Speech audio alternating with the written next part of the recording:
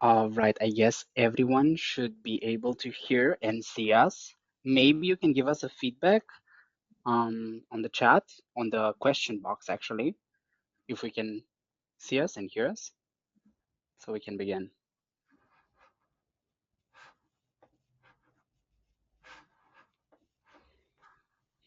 All right, okay, thank you, Romano. So welcome everyone. We are excited to welcome you in the Veeam Backup and Replication Technical Onboarding session. My name is Denis Pervulescu. I'm a certified system engineer, part of the renewals and customer success department at Veeam Software. I've taken the task of presenting the second half of today's slides. But meanwhile, my manager and senior system engineer, Nikita Kozlenko, will manage the first half. We'll be dynamically switching roles to answer the questions live, but we also have our certified system engineer colleague, Elena Ladikova, who will be helping with your questions in the question box. Now, a few housekeeping rules before we begin. The session is being recorded and you will receive the recording in a few days. However, I encourage you not to rely on the recording for later viewing. Right now, you have your unique opportunity to ask any questions you might have and get a real-time response from an experienced Veeam engineer. So my most sincere advice is to actually take advantage of this live interaction.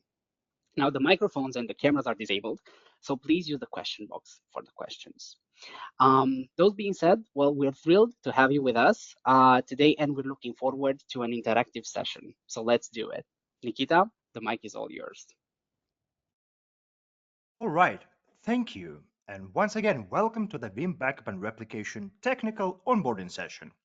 Today, we will cover a wide range of topics structured to give you a solid understanding of Veeam Backup and Replication. And here's what we'll be discussing. So first of all, introduction. We're going to start with a quick overview of the Veeam data platform. Next, we'll dive into the architecture, highlighting the core components like proxy, management server, repository that make up the foundation of Veeam Backup and Replication. Then we're going to explore some advanced features available to you and discuss some optional components like tape server, wide area network accelerator, and others that can enhance your experience working with Veeam Backup and Replication. Next one, the general product configuration section. We will learn how to configure the product. Then the jobs. So we will understand the concept of backup policies, backup jobs, and how to configure them for optimal performance.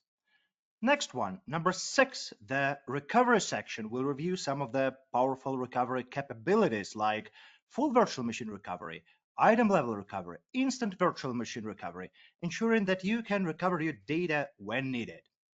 Number 7, security, a crucial topic. So an in-depth look at some security features of Veeam like malware detection, guest indexing scanning, YARA rules, and others.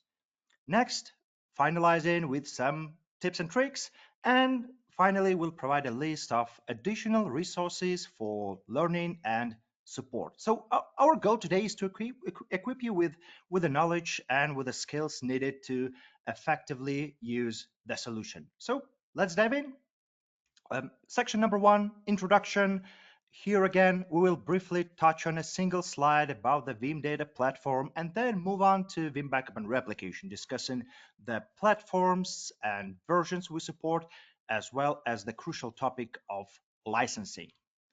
So Veeam backup and replication is a part of the Veeam data platform. So and you can see here that we have the breakdown of different levels of licensing. So starting with the lowest edition, that is the foundation edition, that is just the Veeam backup and replication that we're covering today, enabling support across almost any environment, whether it be on-premises, hybrid, multi-cloud deployment, so including full feature capabilities for different workload types like VMware, Hyper-V, Azure, Amazon, Windows, physical, virtual, Linux, Nutanix, Oracle, Red Hat, Proxmax, and some more. With advanced licensing, we add Veeam One for analytics, for reporting, and in-depth insights into the backup environment and seamless integration with some security tools. And by the way, this year we launched the technical onboarding training for V1 as well, so you can find the recording on our site or enroll in the upcoming sessions. And the last one, the premium edition, with that one we add Veeam Recovery Orchestrator. And just a quick introduction, the orchestrator is that's a recovery orchestration tool that enables you to simplify and automate the recovery plans that you create in the Veeam Recovery Orchestrator. And that tool is here to assist with recovery at scale to diverse targets like disaster recovery location, like VMware or Azure. And Veeam Recovery Orchestrator is perfect to save your time with automated testing and flexible recovery plans. So you can recover data as soon as possible. But let's stop here. I mean, that's a whole different story. And again, you can also find the technical onboarding for Veeam Recovery Orchestrator on our website or rolling into the next live session. So let's get back to Veeam Backup and Replication. So um, I remember when Veeam Backup and Replication supported just two virtualization platforms, so Hyper-V and VMware, like 10 years ago. But look at how much we support now, and it's incredible. Now Veeam Backup and Replication is compatible with VMware vSphere versions 6 up to 8 update free, VMware Cloud on Amazon, VMware Cloud Director, and don't forget we do not support FreeSXI due to VMware's restrictions on vSphere APIs that we are using during the backup. So once again, we are not supporting FreeSXI because we do not have access to vSphere API for data protection. We can't create snapshots, so we can't create a backup.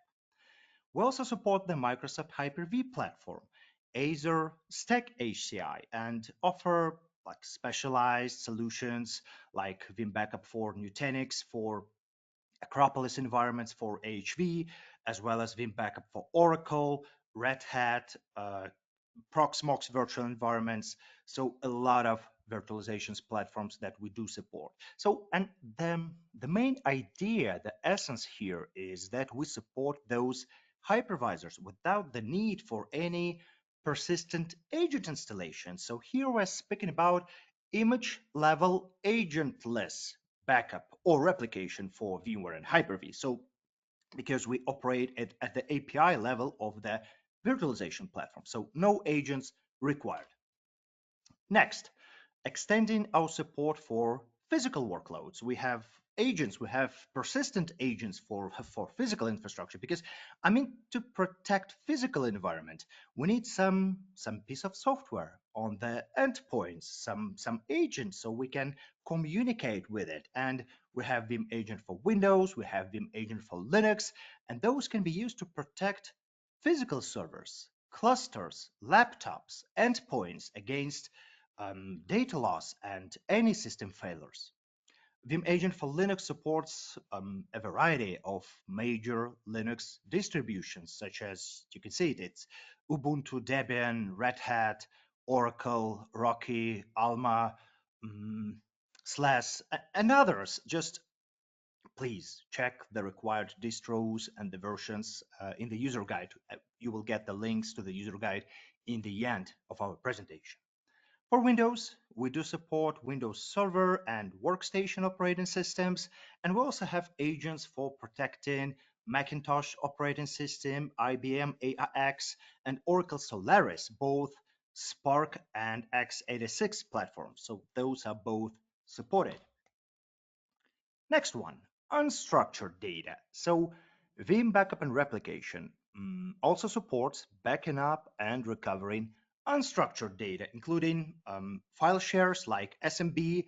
Currently, we support versions 1, 2, and 3, and NFS file exports, and those are compatible with protocol version 3 and 4.1, as well as Windows and Linux file servers, virtual or physical, it doesn't matter for us, NAS devices, and we have some couple of integrations with several NAS devices like NetApp file systems and Isilon file systems, and object storage systems like S3 and Azure Blob. So with Veeam, you can create a copy of your object, let's say object repository, and you can create a copy from Azure and put it in Amazon or in Wasabi, you name it.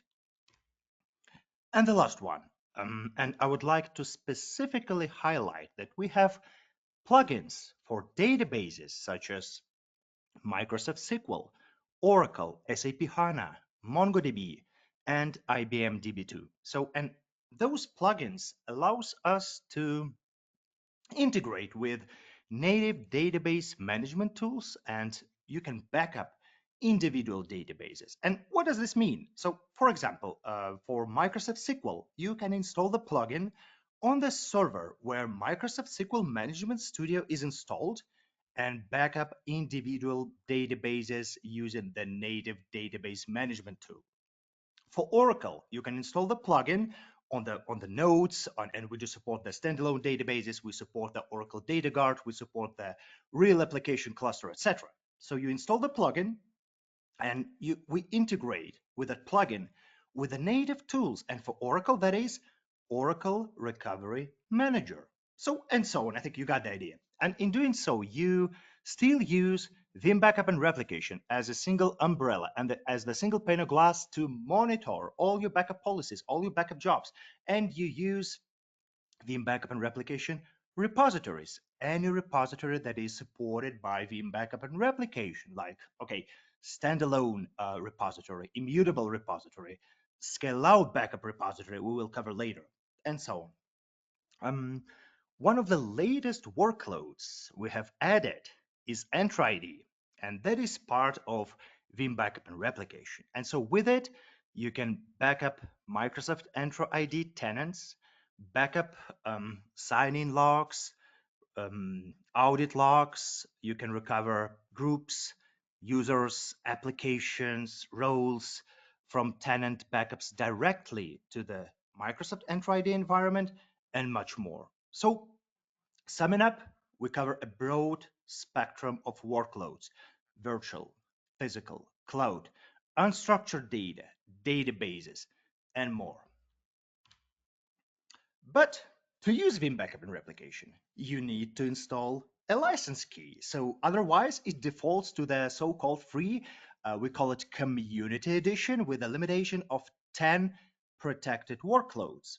And currently, Veeam offers licensing by socket, instance, or capacity. And by the way, you need a license for backups, but not for recovery. So imagine a situation where you have a primary site which stores your primary backups, and you have a second copy of the backups, and they are moved to the cloud.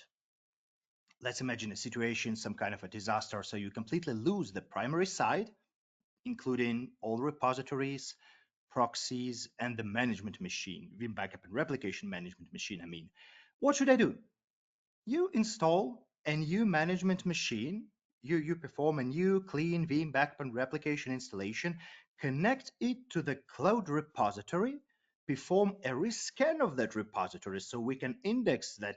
Okay, I can see the backups, they are in the cloud, and those are Veeam backups, so I can use them.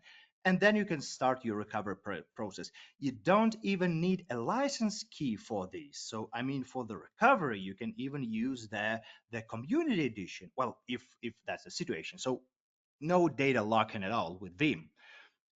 Another example. Imagine that I have, again, two sites, the primary and the disaster recovery site. So, and I've set up a replication job from one to the other. The second site is used purely as a DR site, which means I only need to license the first site where I'm creating my replication policies. So you don't have to license the disaster recovery site if those are not source for the backups or for replication jobs. So now back to the licensing. Socket licensing is based on the CPU sockets in use on the hosts with licenses assigned automatically during the backup or replication jobs. And the licenses can be transferred between hosts, and this license type is limited to virtual machine only. That is important to VMware and Hyper-V. And really important, the socket licenses currently are available only to existing customers. The next one, because for new customers, we want you to utilize to use the, let's say, new future-proof model of licensing, and that's instance-based licensing or Veeam universal license. So because that license, instance licensing, can be used for protecting any workload that is supported by Veeam, like virtual, physical, cloud. Well, that's why it's called universal license. And you must obtain a license with a total number of instances for workloads that you plan to protect in Veeam Backup and Replication, and workloads that have been processed in the past 31 days are considered to be protected. And the last one, the capacity license. That one goes by TBs. So, and that's suitable for protecting unstructured data on various storage platforms. That's a special license. I mean, you still can use Veeam Universal License for capacity, for protecting your file shares, etc. But there is a special license for, let's say, huge amount of unstructured data, and that goes by TBs. And the last one, the Entra ID. Each 10 protected users consume one Veeam universal license. So two types of licensing, per socket and more future-proof model that supports all types of workloads, Veeam universal license. Next one, we also offer two types of licenses, the perpetual one and subscription one. So, well, simple. Perpetual license is an ongoing, never expiring license. It comes with a support, with a maintenance period. It's often specified in months or years, with 1 year of standard support and maintenance commonly bundled with a license. And the subscription license is a time limited license that expires when the subscription period ends. So typically, again, ranging from, let's say, 1 to 3 years from the date of license issue. So to summarize a little bit, first of all, two types of licenses: socket base for existing customers for VMware or Hyper-V only, and the universal license, a flexible option for every workload that Veeam Backup and Replication supports. So if you have or are planning maybe some kind of a hybrid environment, you have some, let's say, VMware on site, and you planning to migrate some virtual machines to the cloud, let's say Azure or Amazon, you better switch, you better migrate to universal license. So with the same license type, you can cover all your hybrid workloads. Mm, well, honestly, I don't anticipate many questions on this topic, but again, feel free to post the questions in the Q&A section, because we are moving to our section number 2, architecture and core components. So, and here we'll dive into the key elements of Veeam Backup and Replication. We will cover an overview of the components, walk through the installation process, examine the backup workflow, break down the components in detail, and discuss some design considerations as well. So let's begin with an overview of Veeam Backup and Replication components, giving you a snapshot of what makes up the solution. And Veeam Backup and Replication offers a flexible, scalable backup and recovery solution for a variety of setups and workloads, for small environments, for SMB, for commercial, for large enterprise installations. And the installation includes some essential core components and some optional components for enhanced functionality to meet some specific requirements like tape usage or CDP proxy, continuous data protection proxy for low recovery point, objective replication, and others. I mean, there are mandatory components that are installed by default, and there are some optional components that you do not install if you don't need them. So, and all the components can be installed together on one machine, whether physical, virtual, or cloud, or distributed across several systems for scalability, for availability. And again, some components are installed through the setup, and we will go through the setup of installing Veeam Backup and Replication, while the others can be installed so you can scale the solution after the installation from the Veeam Backup and Replication UI. Let's take a look at Veeam Backup and Replication installation process. So, well, before installing Veeam Backup and Replication, first of all, please ensure that the installation machine, virtual, physical, cloud, aligns with the system requirements. You have the account, and the account has the necessary permissions, and that the required ports for components are open. All of that can be found in the user guide. Mm, and you'll have the links to the user guide in the end of our session today. Um, Despite the fact that many or almost all Vim components can be installed on both Windows and Linux operating systems, the management server is still Windows only. You might heard that in the next release, that which you may have heard about, the Vim management server will be available on the Linux platform as an ISO, but we'll discuss that in a detail when it's released, so it's not yet. So then you just choose the server location based on the protection strategy. I mean, where should I install Vim Backup and Replication? And the answer is it depends. So if you plan to use replication, if you plan to use continuous data protection for disaster recovery, the best practice is to install the management machine at the disaster recovery site or witness site, some third site for failover. Because if I do not have access to my primary site, I do not have access to Vim Backup and Replication machine, I can't initiate the failover. If you plan to use Vim Backup and Replication for backups only, well, place the server at the production site. That's the idea. And then you proceed to veeam.com, to our website, to download the package and start the installation. To install the management machine, install Veeam on a compatible machine using either the setup wizard, or you have an option to use the so-called unattended mode. So, in example, if you have a lot of remote offices, branch offices, a lot of sites, you can use the so-called answer file to automate the installation of Veeam Backup and Replication, so you don't have to waste time while clicking on the UI. Um, Still, if you're using the UI, you have that nice splash screen. You select install Vim Backup and Replication. Um, and by the way, the UI for Vim Backup and Replication is also installed by default on the machine automatically. But for remote access, that is actually the best practice. The UI can be installed on any other Windows machine. And the default UI can be uninstalled if you don't need it. Next step, the license step. So, and here you just need to select the license, because as you might remember, without a license, the product defaults to the free community edition with 10 workloads limitation. To install new license automatically, when you renew your contract with Veeam, you can select the update license automatically checkbox.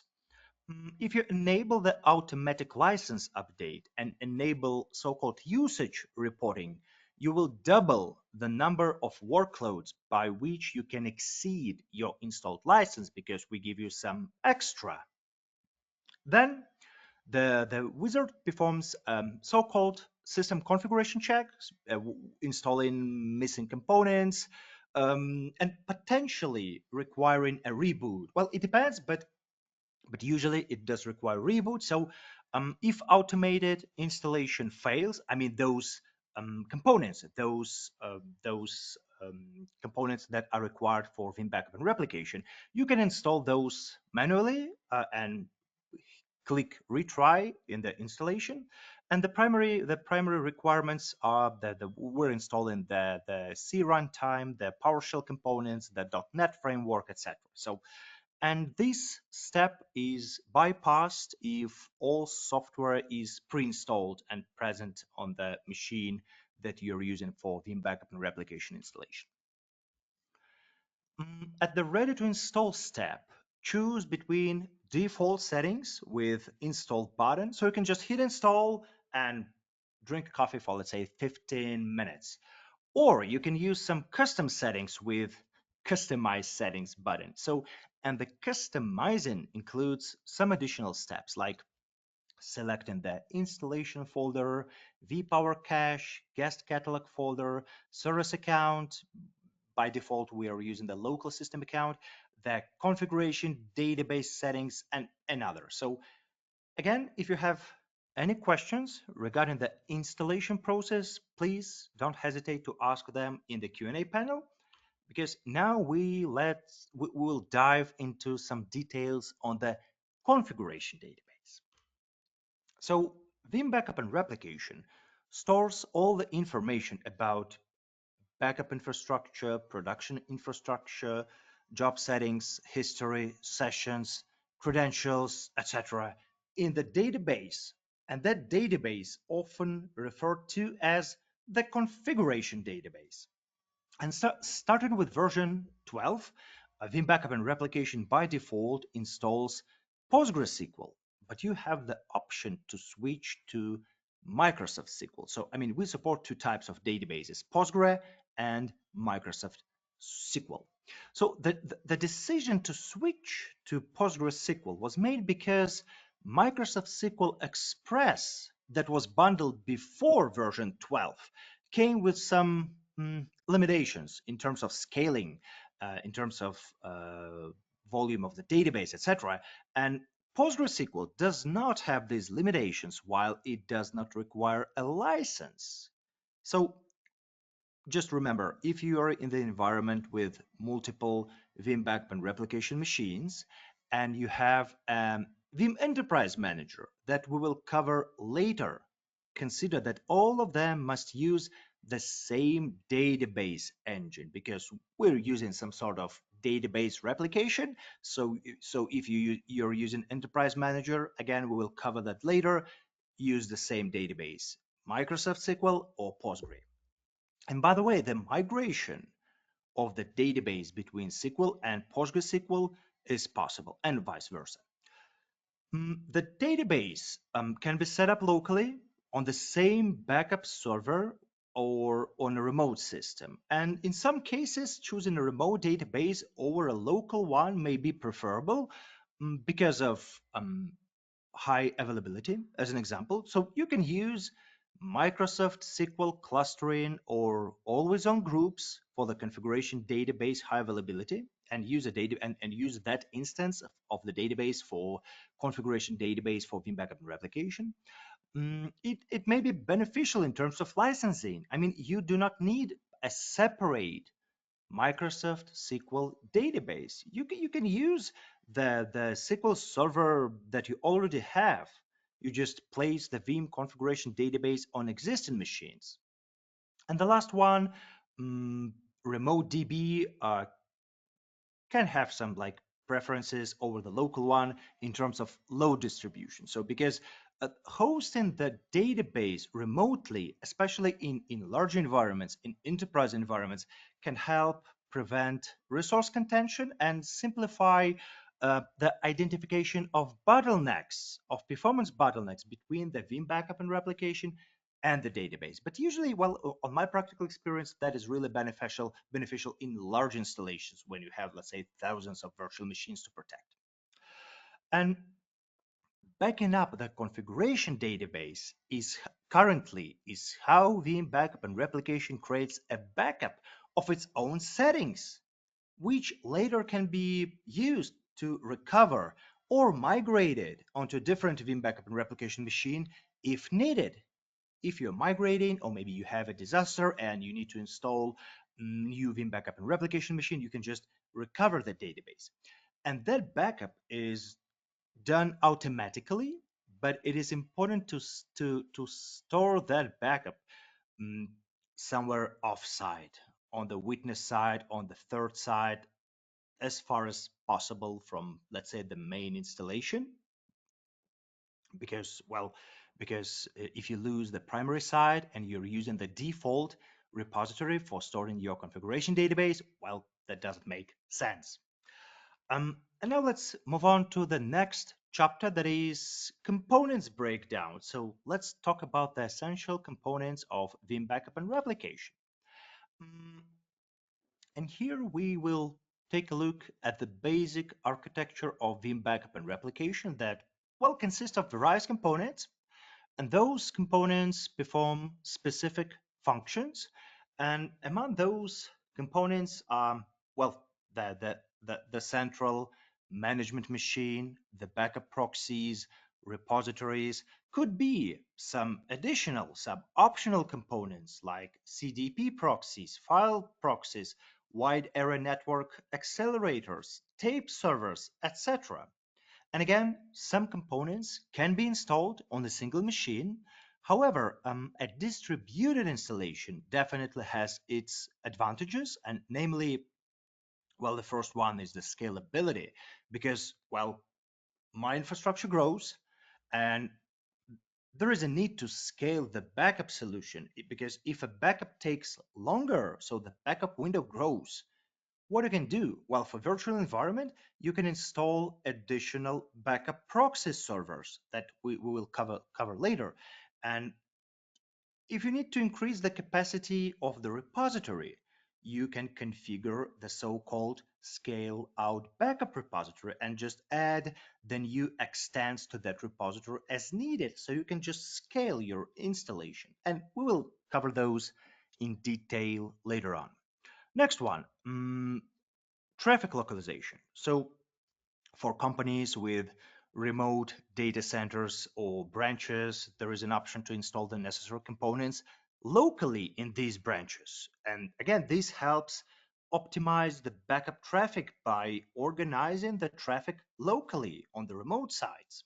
Well, it depends on your configuration. I mean, it depends on the architecture, on what you're trying to achieve. But, well, if I imagine that I have just one backup proxy on the central side and I'm performing backup on remote sides, and all the backup flow goes through the central side and back. That doesn't make sense. I should deploy a backup proxy on the remote side to keep the data flow locally.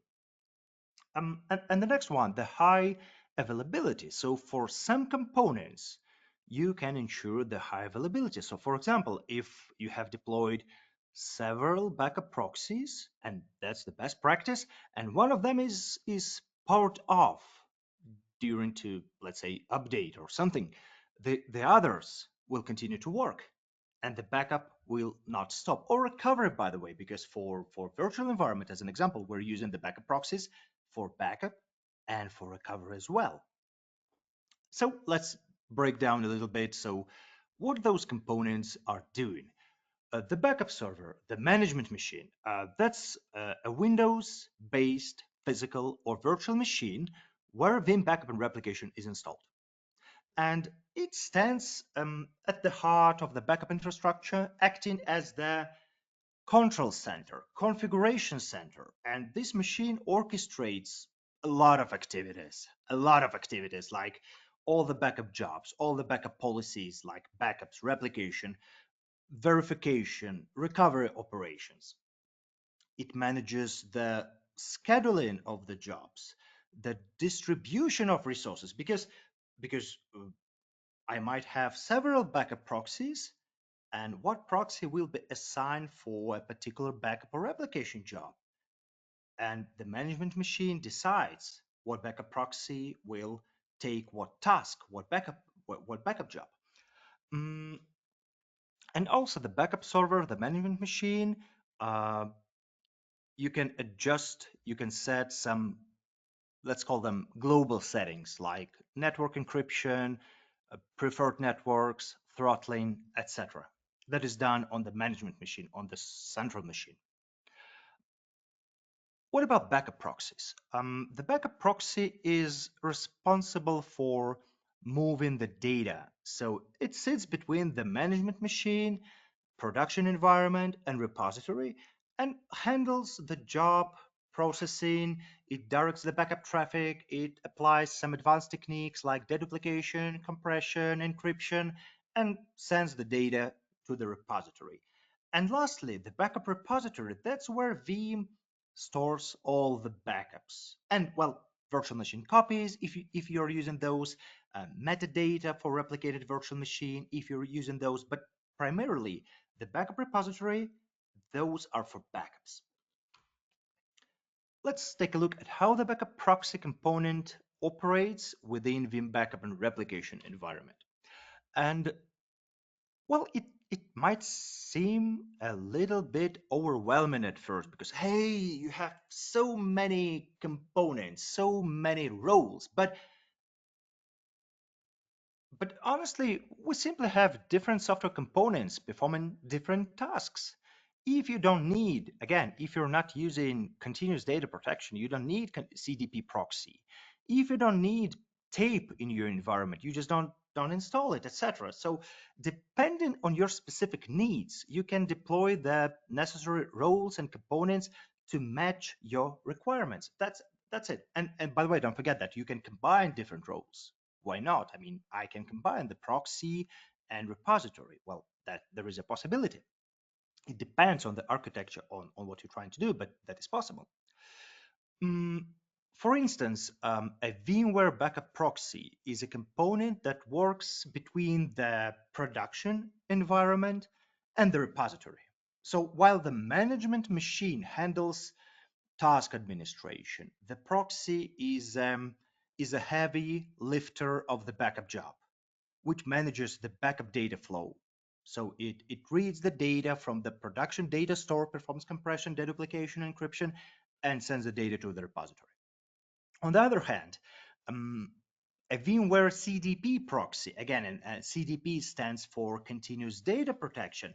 That one is specifically necessary for achieving continuous data protection. So if you don't use it, you don't need it. Um, all proxies all proxies are unified by common tasks that they perform regardless of the platform they are designed for. I mean, for VMware, for Nutanix, for Hyper-V, for Proxmox, they perform the same tasks. They are a little bit different in terms of architecture. We'll cover those later a little bit, but I mean that the primary task for them is the same. And again, it's reading the data, compression, deduplication, encryption, and hey, let's send the data to the target location. And the target location is the repository.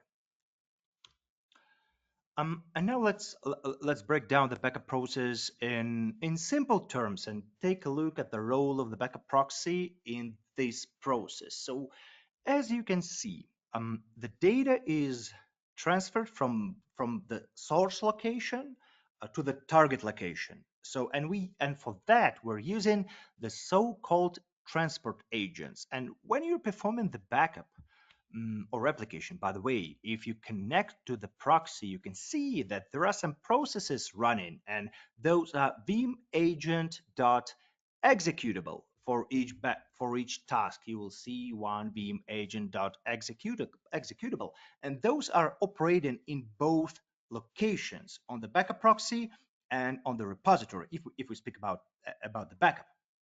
And we call them data movers, well, because they're moving the data. So when the backup job is running, the following happens.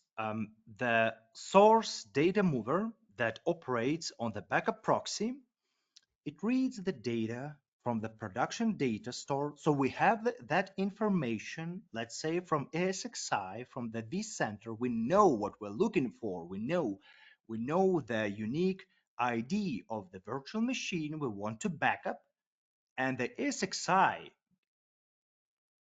gave us the information where that virtual machine is. I mean, in terms of, like, let's say, physical addresses on the data store. So we're not what we're looking for.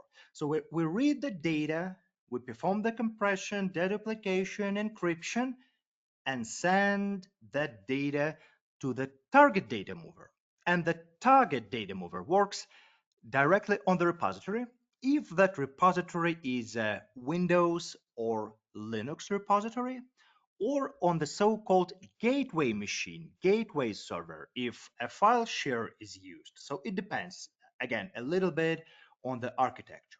So, and this data mover that operates on the repository, it also performs some, let's say, final deduplication on each side and saves the data on the into the backup file, like a VBK for a full backup, VIB for incremental backup, etc. And it's important to notice that those two components, they are always involved in the data transfer, even if they are actually located on the very same machine, because I can combine the proxy and repository. We still have like the source data mover and mm, target data mover. There is definitely a difference how they communicate one with each other. So I mean, if they're installed on the very same machine, we can use the shared memory, because well, that doesn't make sense to use like a TCP/IP stack for that.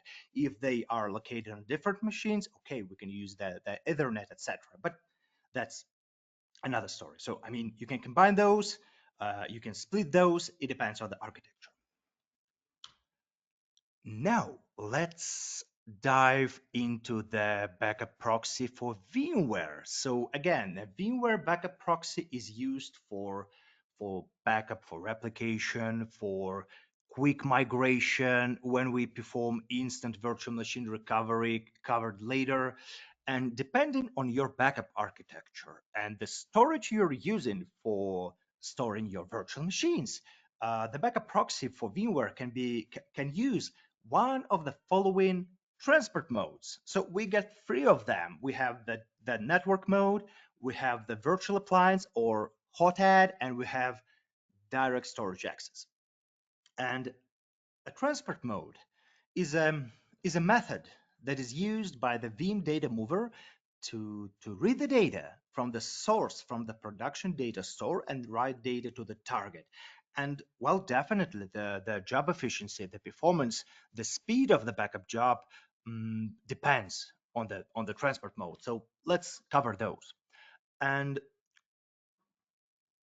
let's start with the network mode. But as a quick introduction, I'd like to remind you that when we talk about backing up virtual environments, we are referring again to agentless image level backups.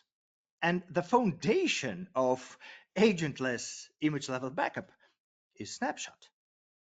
And because the snapshot enables us to achieve two key objectives. So the first one is the consistency of the structure of the virtual machine drives during the backup, because we don't want to break something, and protection of the drives themselves during the backup.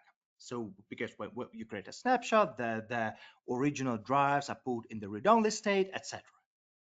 And it's important to understand this process, because the load from the backup doesn't end just after Veeam has copied the data, but after the deletion, after the, sometimes it's called commit or consolidation of the snapshot. So I mean the load ends after we delete the snapshot. And the snapshot consolidation can be sometimes a heavy procedure in terms of the load on the storage system, and directly depends on the performance of the storage. And that is applicable to any image level backup and to any transport mode. Just keep that in mind. So the first one, the transport mode, is a network mode, and it's easy to set up.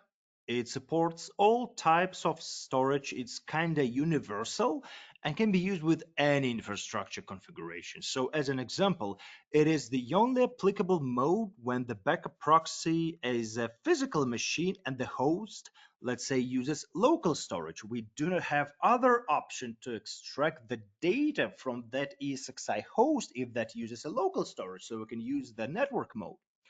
And in this mode, the data is retrieved through the ESXi management interface. So when you install the hypervisor, when you booting up with a ISO, you installing it, you define the ESXi management interface that will be used to communicate, let's say, with the vCenter for management purposes. and we can use that one for backups using the so-called network block device protocol. Well, it's the backup process in that case. It's very quick to initialize. I mean, from the start of the backup policy, it quickly initializes itself. And the data transfer itself can be, well, rather fast, especially with 10 GB links and faster links. But again, that depends.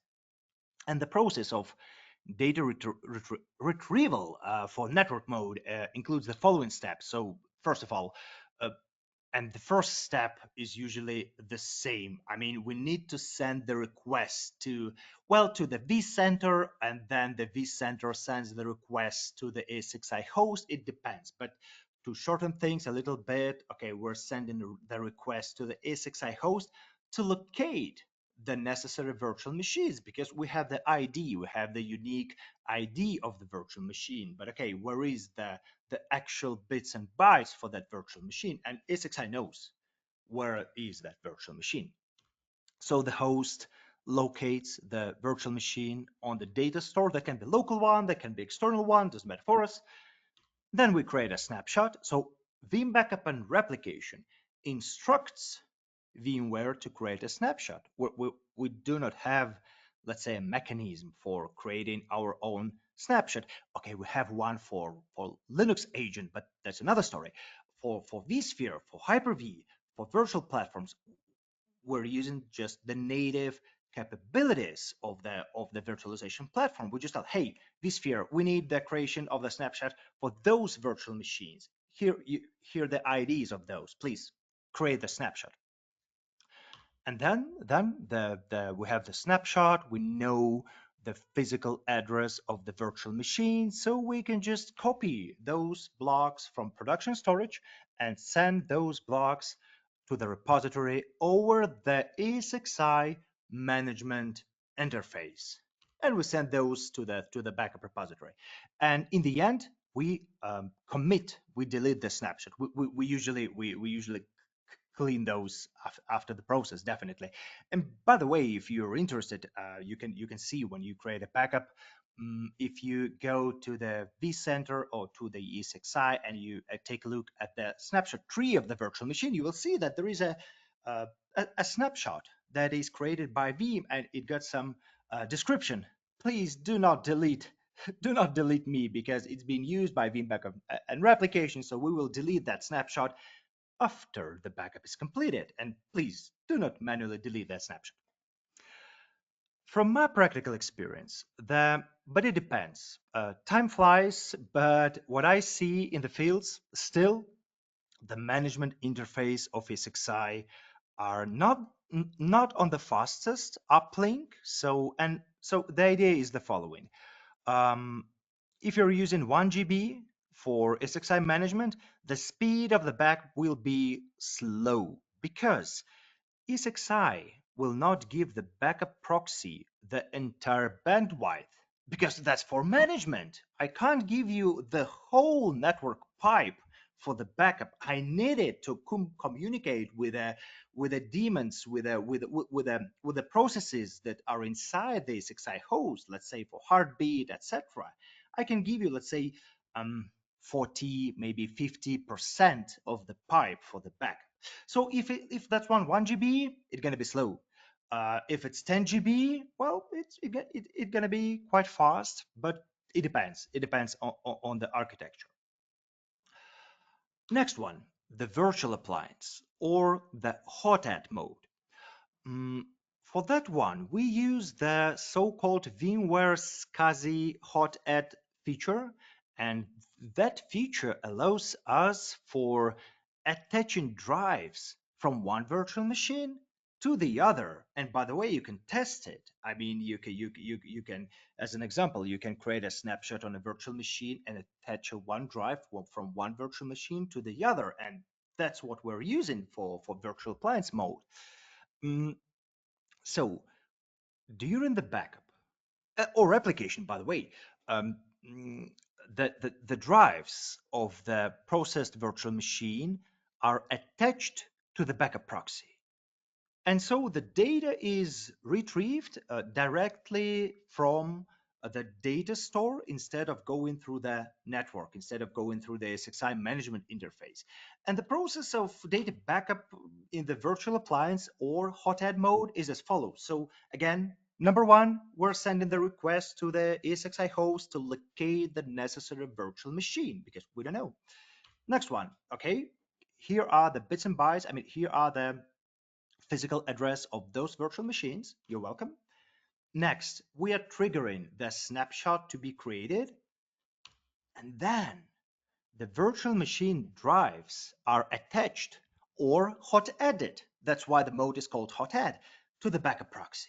And so we read the data directly from the drives attached to the backup proxy. We send the data to the repository, and after the processing of virtual machine drives are completed, the drives are detached from the backup proxy because we do not need those anymore, and the snapshot is deleted. So the virtual appliance mode, that one is, well, it is the recommended mode when you deploy a backup proxy as a virtual machine, and that's kind of best practice. You can spin those proxies as many as needed, depending on your backup window, depending on the volume of data you need, and it's quite simple to scale those out, especially because you can use the Windows operating system and Linux operating system for proxy. You can spin those as many as needed. Mm, some pros of that mode. So it's fast. I mean, usually what I see from my practical experience, it typically much faster than NBD that we covered before, especially if you have SXI management on 1 GB networks, especially in the case of a full backup or large increments. If you have a, a lot of volume of data, so better use virtual appliance. Um, well, not a lot of cons of that of the virtual appliance mode because, well, back in the days, like maybe in, let's say, version 5 or version 6, I have noticed some issues with snapshots and drives getting stuck. I mean, we had some issues with detaching of drives, but after switching to version vSphere 7, I have not noticed any issues. So it seems to be resolved for now. So that's a great option to use. And the last one, direct storage access. And in that mode, in that transport mode, Veeam Backup and Replication directly reads and writes data. Well, reads when we perform backup, writes when we perform recovery. Don't forget that those modes are used for backup and for recovery as well. So it depends. And in that mode, Veeam, again using vSphere API for data protection, we read the data over the storage area network, such as fiber channel, iSCSI, or fiber channel over Ethernet. It depends. And these completely bypasses the ESXi host and local area network, providing fast data transfer speeds without affecting the production network and the ESXi.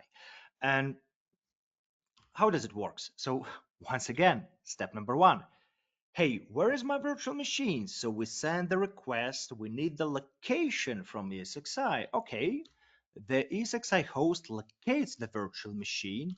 We create a snapshot.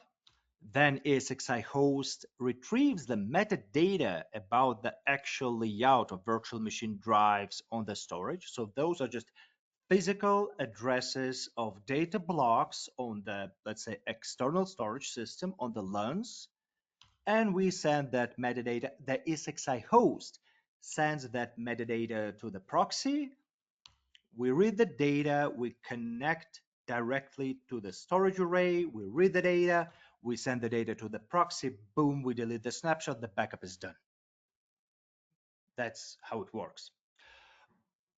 Definitely, in that mode, the proxy must be zoned with the storage. So I mean, if I have an external storage, that's quite common setup that I see in the field still. So I have a couple of SXI hosts and I have shared storage connected through switched fabric through fiber channel to my host. And definitely I need to make proper zoning because the proxy must be zoned with the storage, and the LUNs containing the virtual machines, they definitely have to be mapped with the proxy. Otherwise, I just can't connect to the storage system and read the data because I do not have access. Um, so that's it. It's fast, it's reliable. I mean the direct storage access, but again, there are no good and bad cops. There are not no good and bad transport modes. It depends on your architecture. So if you have any questions about VMware transport modes, please feel free to ask them in the Q&A section, and let's make Dennis and Elena busy. While we're switching to our next chapter, and that is the backup proxy and the transport modes for Hyper-V environments. So, and for that one, we have two modes for you, and those are called on-host and off-host. Let me quickly check. Let me quickly check. Yeah, all good. Two modes, on-host and off-host. Um, let's cover those starting with on-host. So during the on-host backup, all processing is performed directly on the Hyper-V host, where the virtual machine that we're backing up is located. So the production host acts as a backup proxy. And well, honestly, that is fine. That is completely fine. Just watch out for the thresholds. So the recommendation are as follows: common sense. I mean, if your hosts are not loaded above, let's say 80, 85% in terms of memory, CPU, and network, then there will be no issues because usually the transport mode, the transport service, and that one is automatically added on the Hyper-V node. When you add the Hyper-V node into the Veeam Backup Replication UI, that one adds like from 5 to 15% to CPU and memory load and network definitely. And mm, depending on the version of the Hyper-V, the backup process will differ. So let's cover Hyper-V um, 2016 and later.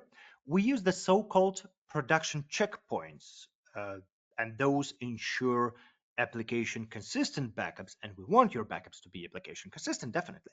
And the backup process is as follows. So the Hyper-V brings the data in the guest virtual machine to a consistent state. Then it creates, so Veeam Backup and Replication instructs Microsoft Hyper-V volume shader copy services to create um, a so-called production checkpoint for the virtual machine. Then we read the data from the virtual machine drives, which are in a read-only state. And after the backup is completed, the production checkpoint is it is deleted. In practice, they are merged with the original drives. That's how production checkpoint works. But for us, we just instruct the Hyper-V to, hey, we're done with the processing. We're done with the backup. Please delete that snapshot. And after that, the job is considered to be successfully completed.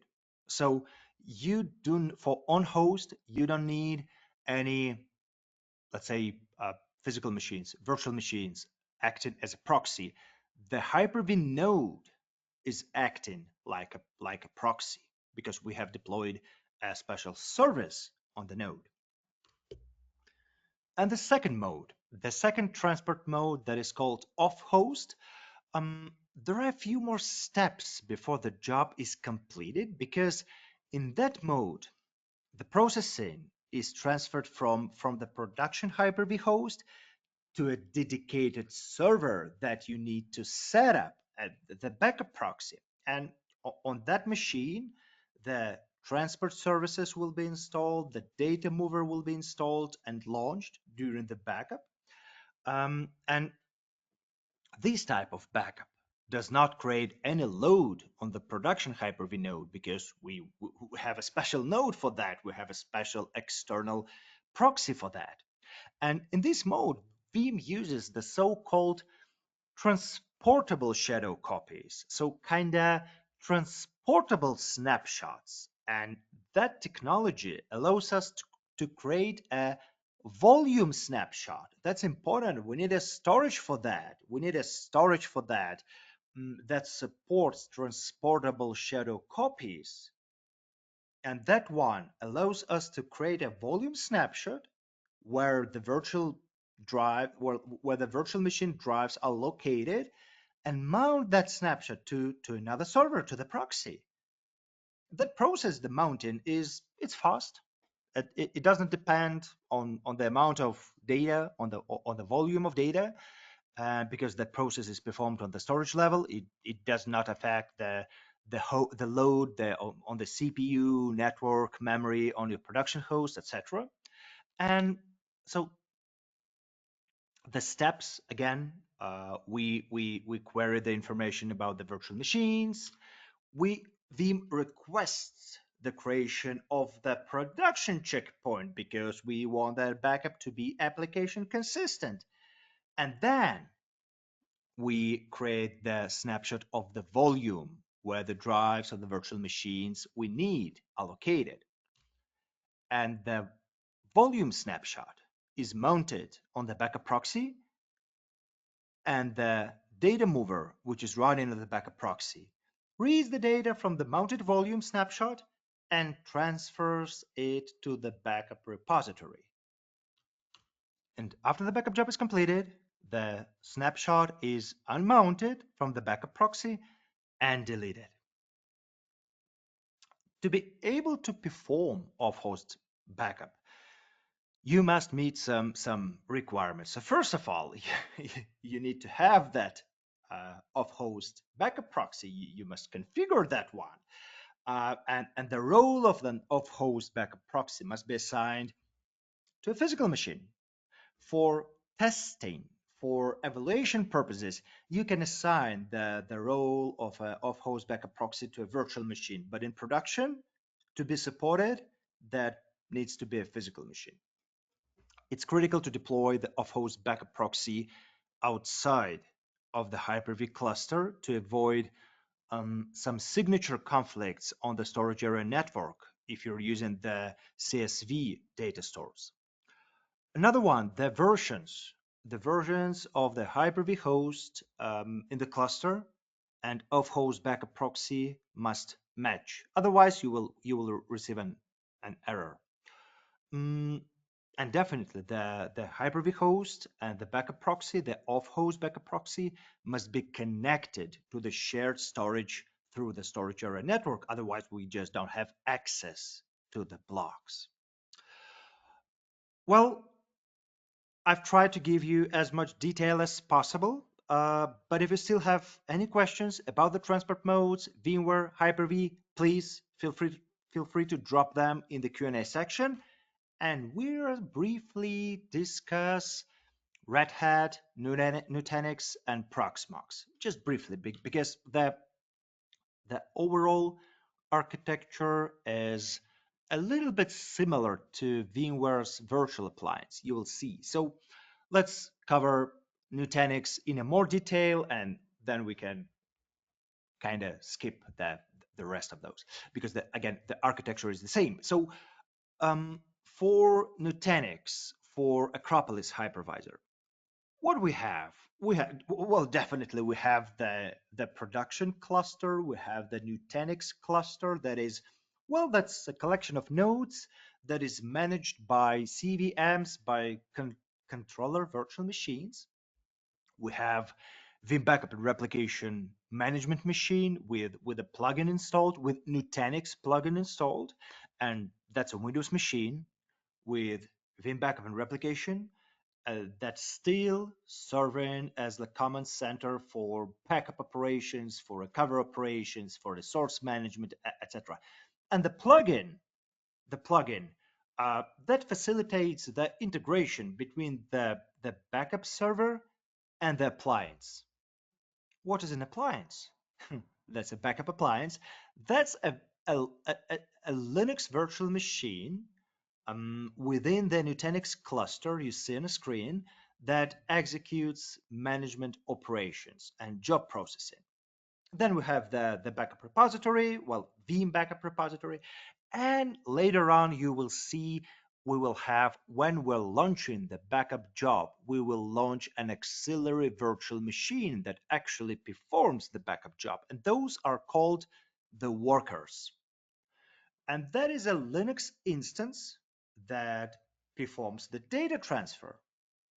Uh, the backup appliance, the HV backup appliance, has an embedded worker, but it's suitable for small setups, for small environments, while definitely large environments, enterprise environments will benefit from deploying dedicated workers across clusters to speed up the performance, to speed up things during backup or recovery. So again, Vim Backup for Nutanix, we use native snapshots for agentless image level backups. The same for Proxmox, the same we use for Hyper-V, for all the platforms we do support. So first of all, um, the web UI sends the backup job settings to the Nutanix HV backup appliance, and the backup appliance initiates the backup job. For that we use, by the way, we're using the REST API. For most of those, we're using the REST API to give a command to snapshot virtual machine or protection domains in the job. It depends. You have options on that one. And then a worker is launched. An auxiliary virtual machine, that one mounting the virtual machine drives through iSCSI. So again, if you remember the VMware transport modes, it's a little bit similar to Hot-Add. So we launch the appliance and we add the drives of the virtual machine to the appliance. And the worker retrieves the data, perform compression, and sends the data to Veeam repository. And that's it. So the backup is done. We delete the snapshot. We're good. Red Hat and Oracle. The architecture is very similar to AHV, so I won't dive in. So the components are essentially the same. We have Windows-based Veeam Backup and Replication machine that coordinates the backup process. We have the appliance, we have the plugin, we have the repository, and we have the worker, an auxiliary Linux-based virtual machine to process the backups. The main difference, by the way, between, let's say, VMware and Nutanix is that uh, the, the proxy, the worker in VMware environment, the proxy is, well, always up and running. In Nutanix, in Red Hat, the, those are temporarily. So we need we need a worker. We launch it. The backup job is running. The backup job is done. We stop the worker. So we saving the resources. And the process on Red Hat or Oracle Linux Manager are essentially the same. So we give a command for backing up the virtual machine. We create a snapshot using the REST API. We connect the drives to the worker appliance. And finally, we transfer the data to the repository and delete the snapshot. And for Proxmox, so again, launching the worker on the same host where the processed virtual machine lives. Well, that's an ideal situation if no worker is deployed on the host, and you configure that when you configure the solution. Uh, then Veeam Backup for Proxmox launches a worker that is deployed on any other host connected to the backup infrastructure. Then we connect to the Proxmox. We create a snapshot of the processed virtual machine. We use that auxiliary virtual machine, the worker, to read the data from the drives that are attached to the proxy and save the data um, in the repository. That's it. We definitely perform some compression, deduplication. We use the CBT mechanism, the change block tracking, etc. Definitely, those are the basics. Um, and the last one, we remove the snapshot. We suspend the worker because we don't need it when the backup session is completed and the backup is done. Let's explore how to add a backup proxy using a VMware as an example. So, and by the way, I want to remind you that you can have as many proxies as you need. They are not subject to any licensing restrictions as any other Veeam components. I mean, yeah, you can deploy as many proxies as needed. So that's Veeam Backup and Replication UI. And to add a backup proxy, you switch to the backup infrastructure section in the Veeam Backup and Replication UI. And by the way, the backup infrastructure section is a place where you manage all the backup components. You can right click on the backup proxy node and choose add VMware backup proxy, or you can use the ribbon in the upper part of the UI. And the wizard will open and you choose for VMware. You see we have a lot of different workers, but you have a Proxmox worker, Nutanix, you have an Azure appliance, etc., depending on your architecture. But currently, let's stick with the VMware backup proxy. You can select a server to act as the backup proxy right here.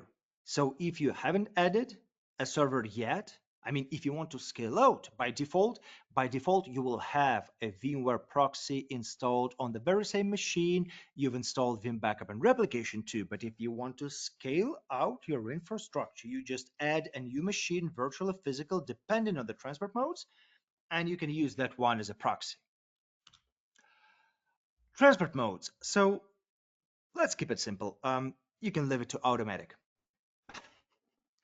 That's the best practice.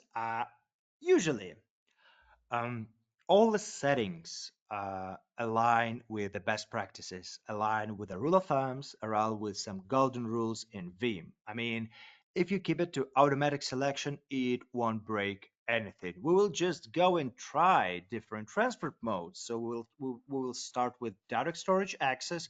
If that doesn't work, we will switch to virtual appliance. If that doesn't work either, we'll go to network mode.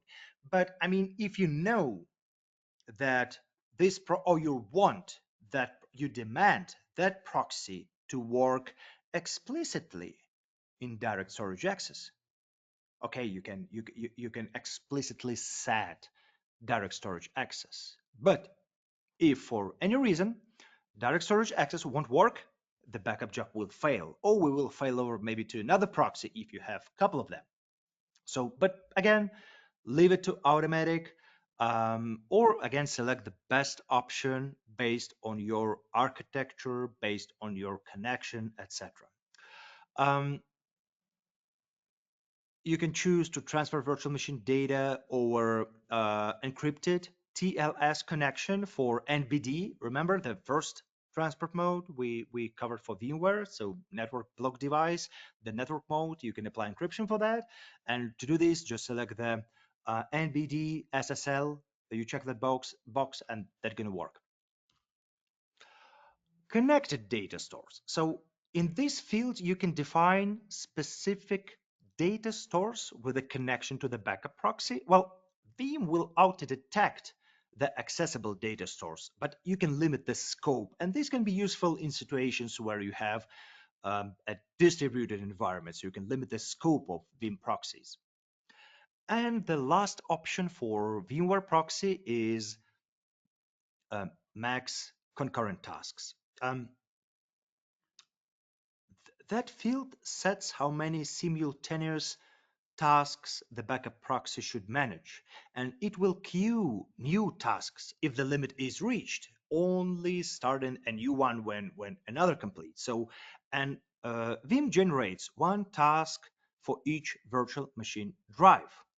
And the current recommendation is to allocate one core of the CPU for every two tasks. So, and that means that let's say a 4-core CPU can handle up to 8 tasks, 8 drives simultaneously, while 8-core CPU can manage 16, as an example. That's all for now. That's, for the proxies. If you have any questions regarding backup proxy configuration, maybe some questions about Hyper-V proxies or other platforms, feel free to post them in the Q&A section. Let's talk about the repository. Second essential component for Veeam Backup and Replication installation. Repository, again, it's the location for storing the backup data. And in general, we recommend, whether possible, to use physical machines as repositories in order to maximize performance and have, and that's more important, by the way, and have a clear separation between the production environment that needs to be protected and the backup storage. So keep it separate. When configuring a repository, there are a lot of options at Veeam.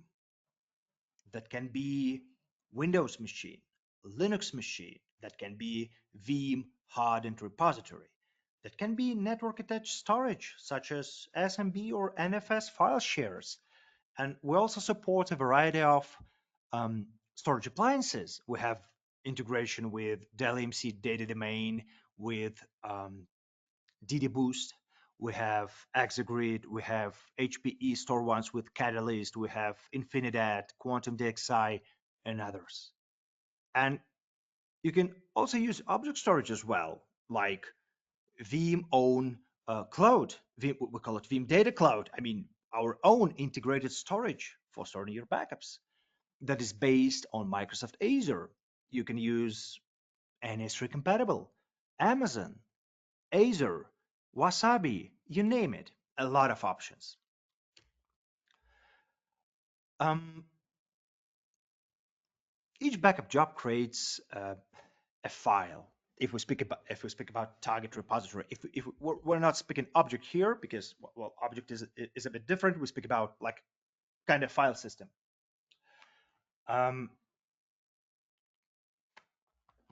So each backup job creates a new file at the target repository, forming a backup chain. And that chain usually consists of full and incremental backups. So the first backup session copies all the data to a VBK file. It's a full backup. And usually the subsequent sessions copy only the modified data, the changed data, and we're tracking that. So, we are asking the virtual platform for changed blocks, and we have those. And in the result, you have a so-called VIB file, the incremental file. And well, here is a list of some of the files were used for the backup process. And again, the VBK is a full backup and contains the first backup and, well, maybe subsequent GFS, the full backup for grandfather, father, son, weekly, monthly, etc. if you configure those. VAB is the file that contains the incremental backup file.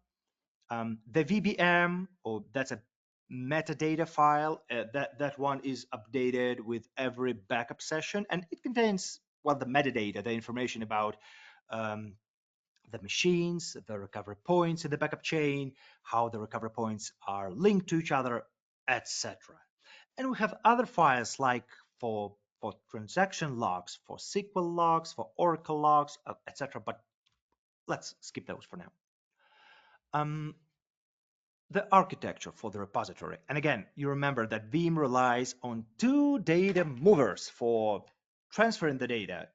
The first one is deployed on the proxy, and the second, well, if we speak about Windows backup repository or Linux repository, the target data mover is installed on that machine directly. There is no other roles here. And if you have an all-in-one Veeam installation, then the repository is going to be local storage to that server. And by default, when you install Veeam Backup and Replication, Veeam uses the largest local drive as the default repository. And Well, for some installations that is perfectly fine, but it is simple to manage. You have good performance, but think about it as a single point of failure. So our recommendation again is to separate the repository from the management server. And the same works on the Linux again with an additional note that is currently not possible to install the management machine on Linux. So it will definitely require a separate machine. And so if you have a favorite Linux distro and you want to use it as a repository, it's a perfect option. And the data mover architecture will be the same. The data mover on the proxy, the source data mover, and the target data mover on the repository. And by the way, for we have Veeam hardened repository, and starting with version 12.2, we have prepared ready-made ISO. So this is a pre-built image that is based on Rocky Linux that complies with all security guidelines in accordance with some security technical implementation guidelines. And this version still stays with so-called experimental support for now, as we're still working on automating the operating system update, but we already offer operating system security updates for the build and for the repository itself. So it's a great option. We'll cover that one a little bit later. If you're using a repository based again on a Windows or Linux machine, then the target data mover starts directly on that machine. However, if you're using NFS or SMB share as a repository, the target data mover starts on a separate machine that is called the gateway. And the gateway, that's just a role, that's just a software role, again, that can be combined with others, etc. Um, it, you can dedicate a special machine for the gateway, and in that case the gateway receives the incoming data stream from the proxy and sends that blocks to the file share. And the recommendation here is to for the gateway to keep that one, to place that one as close as possible to the machine, to the file share or array that provides the shared folder. So, and in principle, any Windows or Linux machine included in the Veeam backup infrastructure can be used as a gateway. Just don't forget that for NFS or for SMB, we need another role to use NFS or SMB for backups as a repository. And the latest category of repositories supported by Veeam is object storage, that and which can be different options, S3, Blob, Wasabi, many other S3 compatible providers. And to communicate with an object storage repository, Veeam uses a backup proxy to handle data transfers, but there are two methods through which a backup proxy can connect to the object storage, and those are directly or through a gateway. And well, the main difference is that the direct method is just the backup proxy sends the data directly to the object repository, and the second one through a gateway. So in this scenario, the backup proxy relays the data to the object storage through a special gateway machine, and this option can be useful in environments with network address translation or some firewall configurations, or in cases where direct internet access is just restricted. Let's explore how to add a repository, a Windows-based repository in the Veeam UI, and what settings are available for the repository. So again, we're switching to backup infrastructure. Right-click the backup repository nodes and select Add Backup Repository, or you can use the ribbon Add Repository option. We have the wizard, so you have all the options: direct attached, network, dedupe appliance, Veeam Data Cloud, object storage. And for Windows or for Linux or for a Veeam hardened repository, you choose the direct attached storage because the operating system thinks that those are my local drives. So simple wizard. In the name step, you give the backup repository a name and some, let's say, meaningful description. You again select a server from the repository list, or you add a new one. You can use the populate button to view the disk details to double check the capacity and the free space. Then the location. You can set the folder path for backups, and again, yeah, use the populate to verify to check the free space. Load control section, you can limit the number of concurrent tasks and data rates to control repository load and limit the data transfer speeds to the repository if required.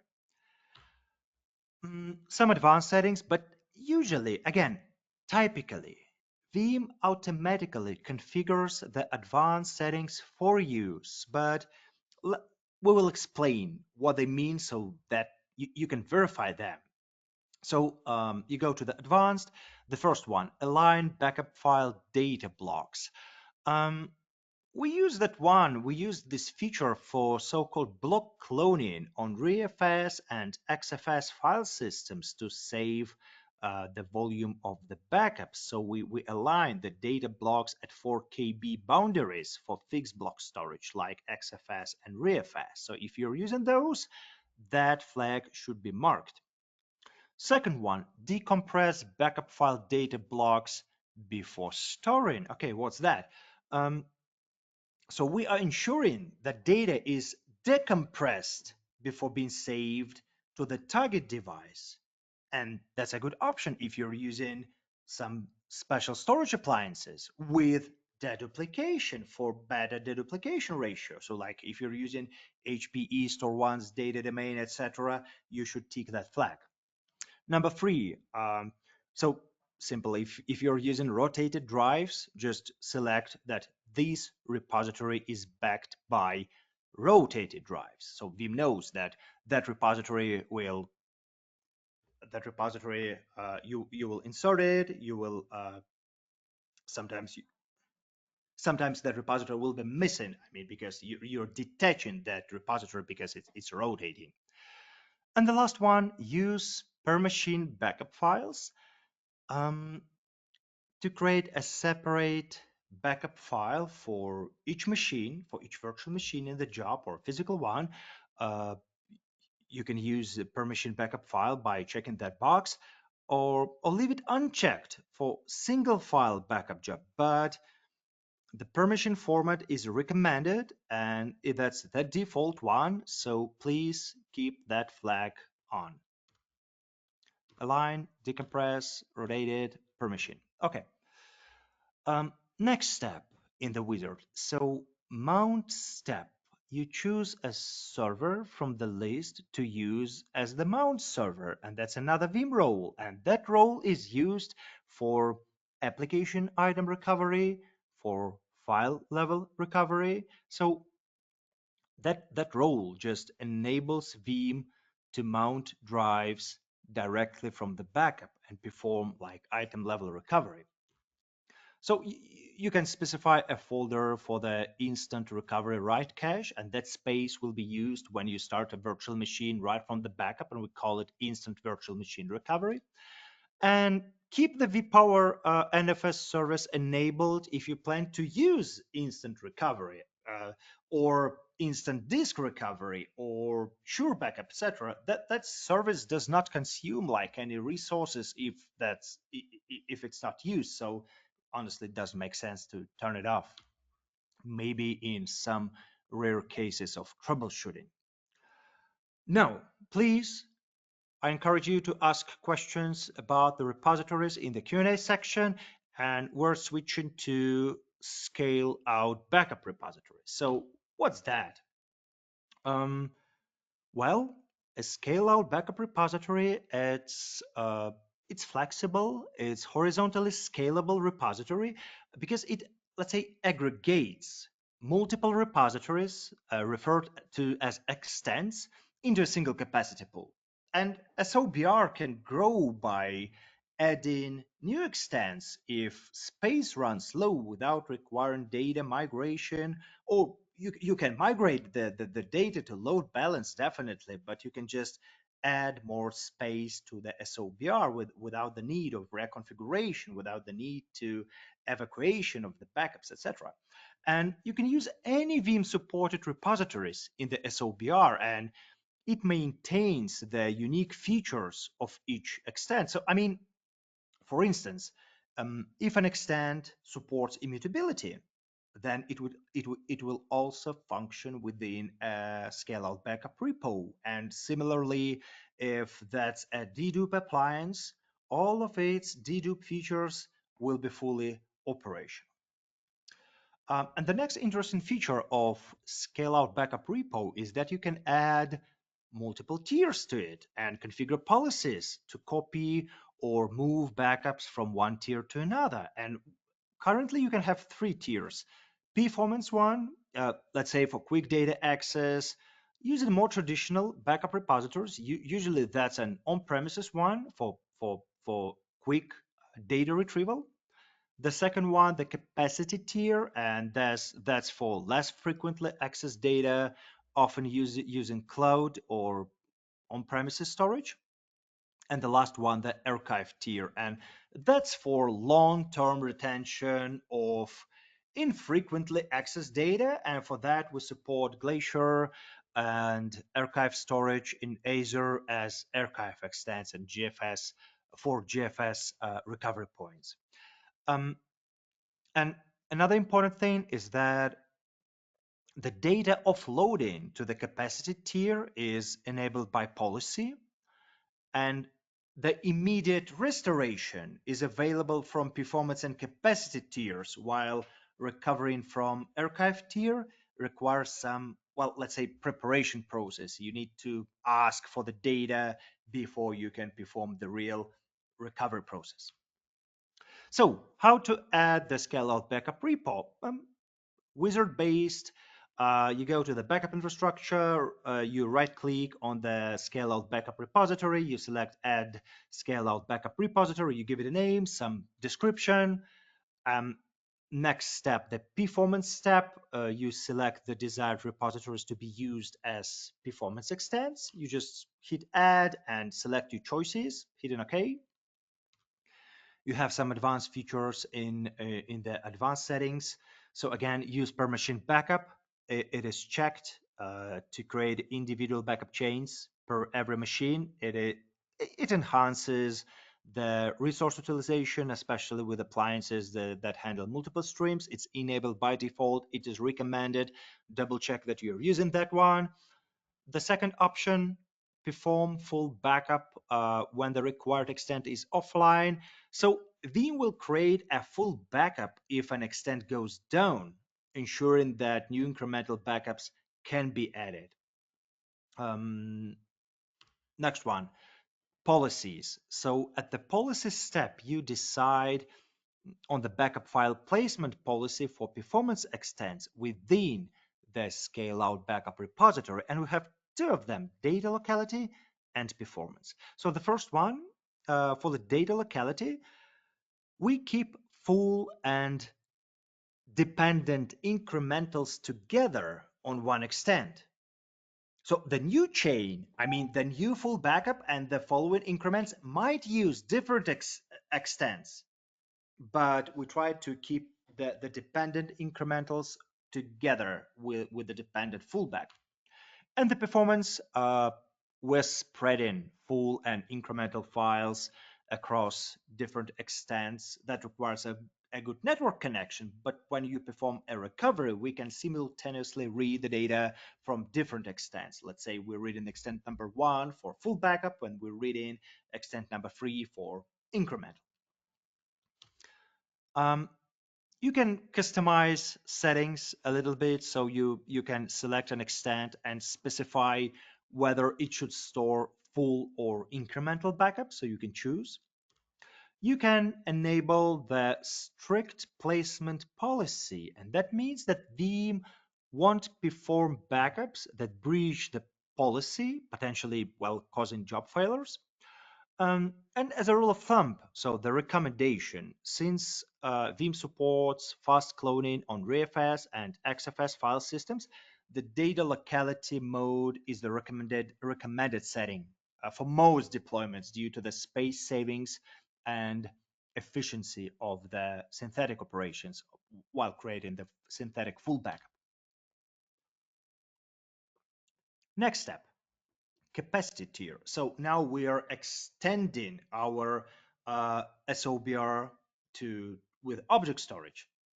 And to enable capacity tier, you just tick the flag, extend SOBR capacity with object storage, and then you can select from pre-added repositories, or again click add to include one to include a new one.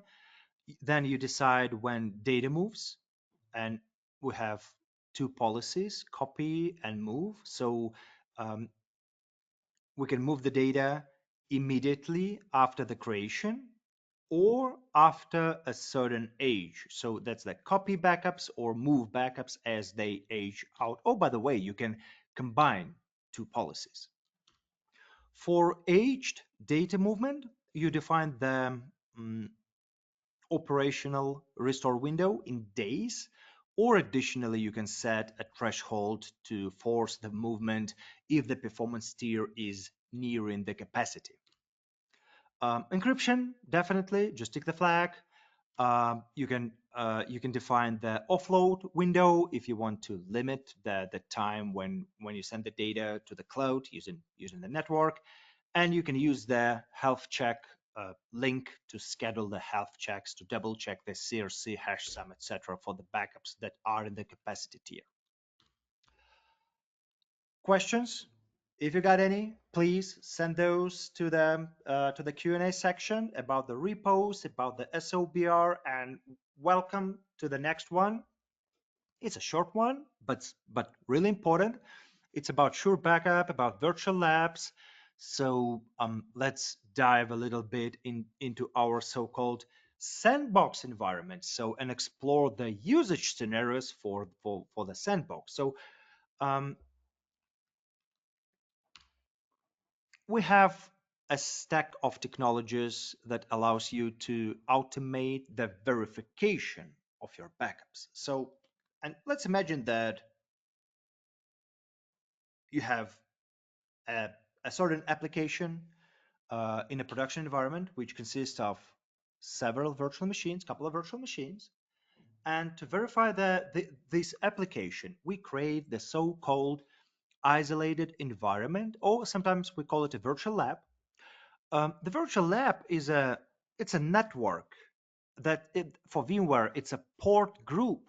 So Veeam will create a port group on the selected ESXi host with no physical uplinks.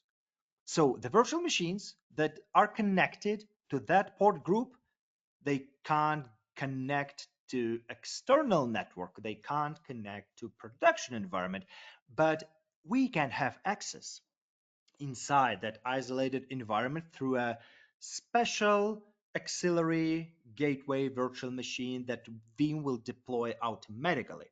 And well, inside that virtual machine, inside that gateway machine, we have routing, we have firewall, we have NAT, etc. So we can have access inside the lab. Veeam Backup and Replication can have access inside the lab, but the virtual machines that are inside can't get away from that sandbox. Then you can optionally configure the application group. And the application group is a set of virtual machines that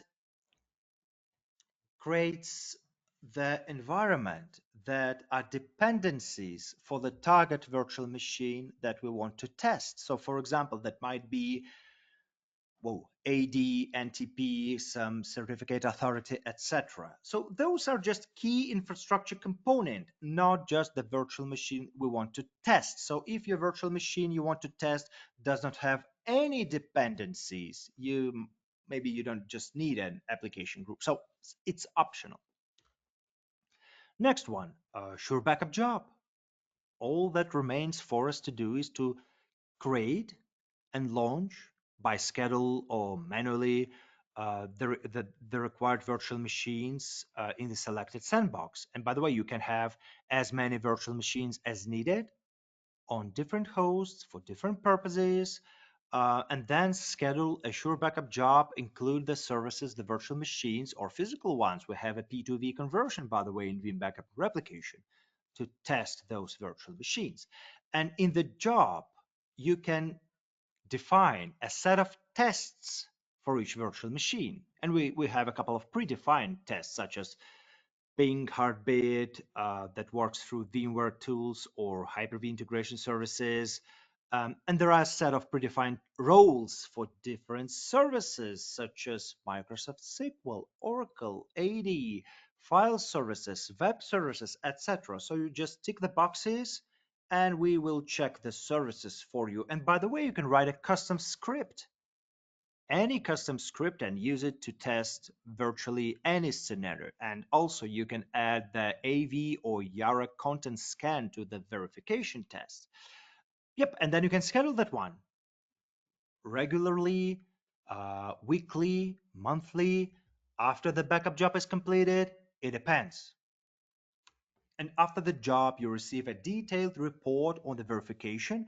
You can add more recipients for the backup job because maybe you're testing the Microsoft SQL or Oracle database, and you know that the DBAs will be happy if they know that you're making backups and that your backups are verified. So you can send some information to the application owners, to DBAs, etc.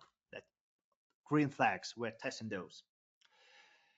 For SureBackup, currently we offer two verification modes, simple one and more complex one. So we call it, the first one, full recoverability testing. So that is a sandbox. I mean, that's a fully blown testing when you need, sorry, when you need to create an isolated environment, you need to define the network settings, etc. But that's a real testing.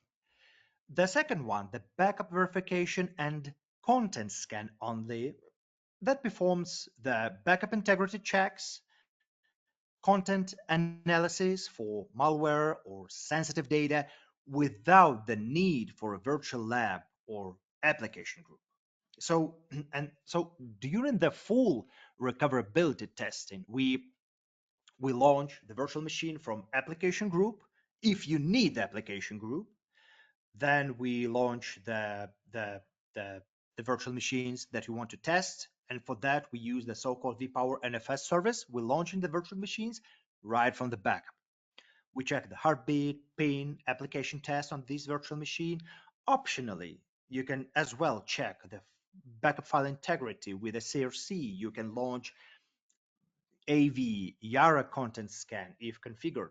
And after that, we unpublish virtual machine and sends the report about the result of the SureBackup job. And for the second one, again, we just scan for malware with AV. For Yara, we check the CRC, the integrity, you have the report, and we're good, but without the need of the lab, of the sandbox. And by the way, you can use that one, I mean the sandbox. Uh, you can launch the sandbox upon request and use that one for various purposes, not just for verification, testing, troubleshooting, apply updates, install software, test custom scripts, perform some penetration tests, you name it. I mean, you have your virtual machines in the backup, you have a lot of volume of data, you can use it for any testing.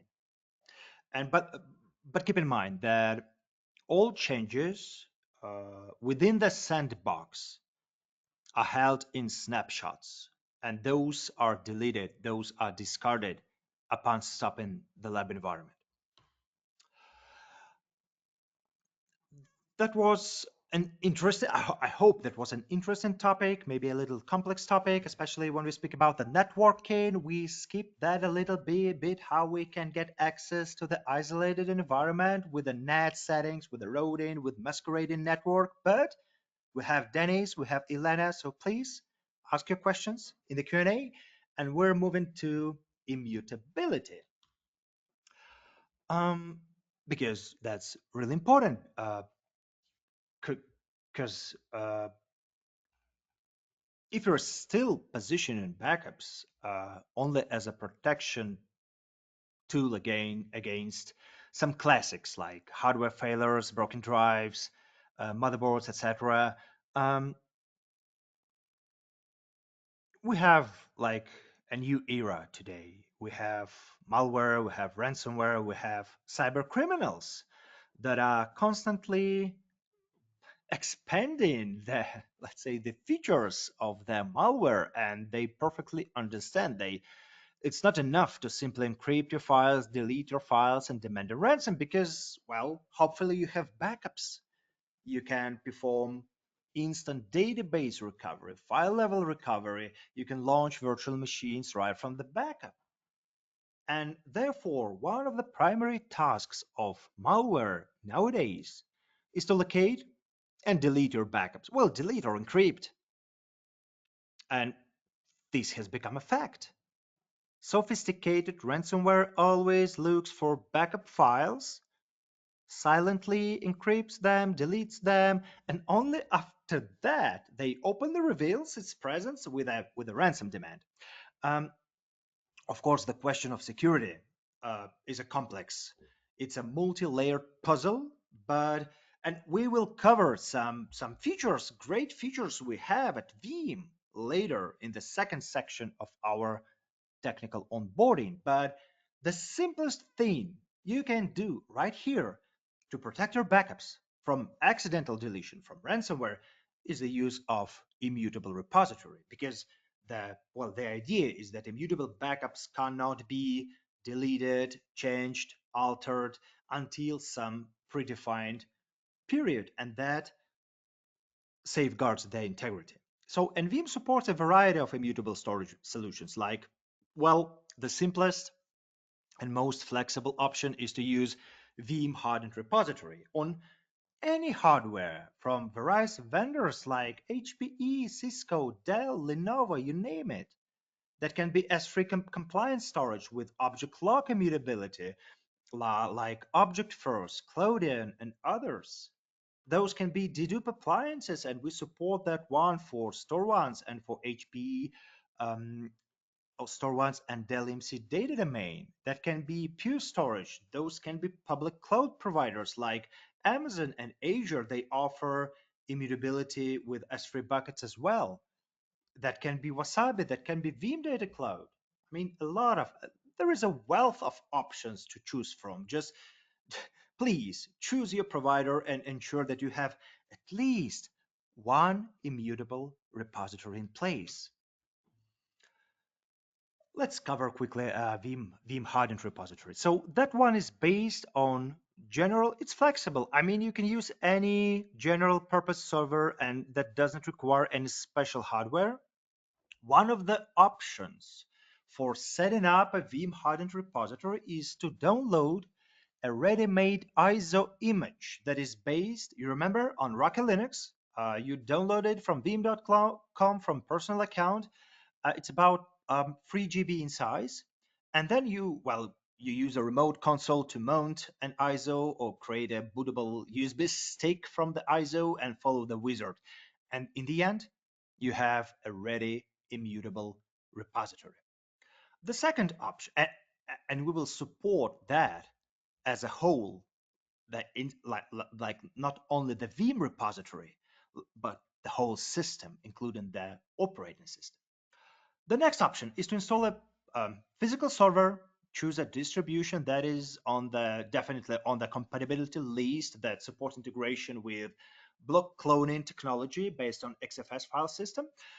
Just check the help center and then follow the really detailed instructions provided in our help center to make that server immutable. So step by step, string by string, you go by the script. Or by the way, you can run the ready-made script we have. And then when you have an immutable repository, you open the Veeam UI and you switch to the backup infrastructure, you add a new repository, you choose Veeam hardened repository. And now you can use, we call those single use credentials to install our services, because later on we don't want those credentials to be compromised. We will not store them in the database. We will not store the root accounts, etc. We don't need those. All the services, they are installed under root, but then we don't need those privileged permissions. Later on, after we added the server, after we added the immutable repository to the Veeam UI, the service operates in an unprivileged mode. And then that's just a simple repository, except the option that you now have for the immutable repository. So again, that's location, enable fast cloning. So the fast cloning is an option, so Veeam can reuse the data blocks on the file system for capacity savings. That works for JFS perfectly well. Then you need to set up the immutability period. Like here you can see 7 days. So my backups will be completely immutable for 7 days. And then you can configure load control by limiting the concurrent tasks. The same option you have for every repository. Um, Veeam offers data immutability to prevent deletion or changes from object storage as well. And again, those are supported in object storage types like Amazon S3, S3 compatible, Azure, Wasabi, Veeam Data Cloud, and more. So, and well, settings are a bit different. I mean, like for S3 compatible, like for Amazon S3, you need to activate um, object lock and versioning during the creation of a bucket. For Azure, you need to turn on version level and enable blob versioning while you're setting up the storage account. And then when you add an object storage repository to Veeam UI, you need to activate the immutability option. And that's it. And you can use it. Next topic. And the next topic is storage integration. And we have three key points of integration with storage systems for VMware, for NAS, and for Veeam Agent for Windows. So, and we will cover in a detail the first one, the VMware integration. Um, and within VMware environments, we can use hardware snapshots for virtual machine backups, as well as we can orchestrate snapshots across storage arrays and enable recovery from snapshots. For NAS, we support storage snapshots for backups from file shares, from NAS file shares. And for Veeam Agent also, we can back up Windows servers using the storage array snapshots as well, using volume shadow copy services. So the first one, backup from storage snapshots, and that enhances the vSphere backups, reducing the load on production environments and ESXi host. And the same works for file shares. So when you're backing the NAS file shares, Veeam triggers a snapshot of the volume on an array. And the last one, the Veeam agent for Windows in managed mode. We have two modes for agents, but that's another story. The managed mode is a mode when agent is deployed and configured and managed from Veeam Backup Replication UI, because we have another option when you can install agent just without Veeam Backup Replication and working in a standalone mode. So we're speaking in managed mode. And for that one, again, we can use the backup, we can use the storage snapshot, and this method uses the backup proxy. It uses the hardware volume shader copy providers to minimize the impact on servers, on production machines during backup, well, compared to traditional software-based backups. For VMware, let's cover that in a detail. So for VMware, the idea is we can't completely eliminate the VMware snapshot. We need it. But we can use it all together with a hardware snapshot. And that one often accelerates the backup process and reduces the load on the production environment. And this is achieved because the VMware snap exists for a shorter period of time and removed much more rapidly. And the algorithm is as follows. So first of all, we create a VMware snapshot, and immediately after that, Veeam instructs the storage array to create a hardware snapshot of the volume on which the virtual machine drives are located. And then we command the vCenter, okay, the ESXi host, to consolidate, to delete the VMware snapshot. And well, well, which usually happens quickly because, well, the objective of this integration is exactly to minimize the lifetime of the VMware software snapshot, because the longer it exists, the larger it becomes, and the longer it will take to delete the snapshot. So we create VMware snapshot, we create volume snapshot on the storage, we delete the VMware snapshot, and we perform the backup. And after the backup is completed, the snapshot on the storage array is deleted. We don't need it anymore. But to use the integration, you must first add your storage system to Veeam Backup Replication. Oh, and for that, you go to the storage integration. And here, once again, we're speaking about production storage, primary storage, where your VMware data stores are located. We go to storage integration, we hit add storage. You can use the working area, or you can right click on the storage infrastructure node in the inventory pane and select add storage. Whoa, a lot of external storages that we do support, so a vast number of storage arrays, and those are divided into two categories. Some of them are built in, so these are just natively supported by Veeam with integration built into the Veeam Backup Replication. You go to the Veeam Backup Replication UI and you just scroll down, you find your storage, and you just use it. For some of them, you need to install a plugin, a separate plugin, because we call those universal storage integrated systems. And because for some storages, we're not developing those integrations.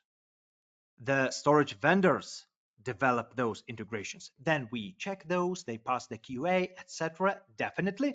So for some of the storages, you just need to visit veeam.com, download the plugin, install it on the machine where Veeam Backup and Replication is installed, and after that the storage array will appear in the UI. So first of all, check the help center, is your storage array supported, then double check, is it built in or universal, so maybe you do not need a plugin. Let's quickly run through a wizard using the data on tap as an example. It's simple. It's just a couple of steps to add a storage array. So you give it a name, a description. You need to select a role. I mean, um, it depends how you want to use that storage. So you select block or file storage for vSphere. That's for VMware backups. You choose block storage for Microsoft Windows for managed Veeam agent backups. And the last flag is for NAS backups. And additional steps in the wizard will unlock upon the role selection, and you must select at least one role to continue. So in our case, we choose two roles, okay? Credentials step, so we need the admin well, it depends. For certain arrays, root credentials, admin credentials are not required. Instead, you can configure permissions. All of this is described in our documentation. I mean, you can select just the scope of permissions that is really required, not give us root. That's the best practice, definitely. Least privileges principle, definitely. So you choose credentials from the list or add new ones. You select the protocol, the HTTPS being the default. You keep the default port, but you can update it if the storage system uses a different one. And if you've chosen block or file storage for vSphere, you proceed to the vSphere settings. So you choose the protocol, some NFS settings, rescan scope. So you can speed up the rescans. You can limit the scope to specific volumes on the storage. Backup proxies to use. You can choose or add proxies for storage system rescans. Um, well, automatic selection is a way to go. Usually you can just keep the defaults, but definitely multiple proxies are recommended for reliability. And the last one is the mount server. So you can select an existing one for file level and application item restore, or you can add a new machine for those. For NAS, well, similar settings. You choose the protocol for the storage system. You decide whether Veeam should automatically create NFS exports. Um, to minimize the rescan time, you can specify volumes to rescan and configure backup proxies for rescans and for snapshots. And for the after adding the storage to Veeam Backup Replication UI, quickly jump to double check. That is the setting of the backup job. You go to the backup job, you go through the wizard, you go to the storage step of the wizard, you hit the advanced button, and then you go to the integration tab. And here you can see, so to use backup using storage snapshots, you need to enable the enable backup from storage snapshots. But by default, it's ticked, it's on. You can uncheck it if you prefer not to use backup from storage snapshot for that job, as an example. If the job includes multiple virtual machines on the same volume or LAN of the storage system, you can limit virtual machines per storage snapshot by setting a specific number, and this will group the virtual machines and create a separate snapshot for each group. And if a storage snapshot can't be created, well, for any reason, you don't have space on a storage array, as an example, you can select failover to standard backup to ensure that virtual machines still get backed up in the standard mode using the VMware snapshot only, but not the storage snapshot. And lastly, when paired with a secondary array, you can use the secondary storage as source for backups to reduce the impact on the production storage. Let's take the example of the same NetApp systems. Imagine that I have two sites, the primary and the DR, and each with a storage system. And between them, I have a synchronous, let's say a synchronous replication. They call it snap mirror is configured. And I can use the snapshot on the target array, on the secondary array, as a source for the backups. And this backup approach completely offloads read operation during backup to the secondary array. So that's an interesting one, but you need to configure the replication between two arrays. You need to have two arrays, etc. So it's an interesting option if you have that. We have two more chapters, if I'm not mistaken, before the break. A quick one, a tape. So uh, if you have any questions about the storage integration, please feel free to ask. The following really short chapter is dedicated to working with tapes. So we feature integration. Veeam features integrated tape support, so directly from the UI, and tape is a popular choice for long-term archiving and compliance, often used for offsite backups and following the 3-to-1 backup design framework. So we're still using that. We're still using tapes. We support those. Veeam Backup and Replication supports LTO standard and IBM 3592 tape libraries, which include physical libraries, standalone drives, virtual tape libraries, as well as their partitions.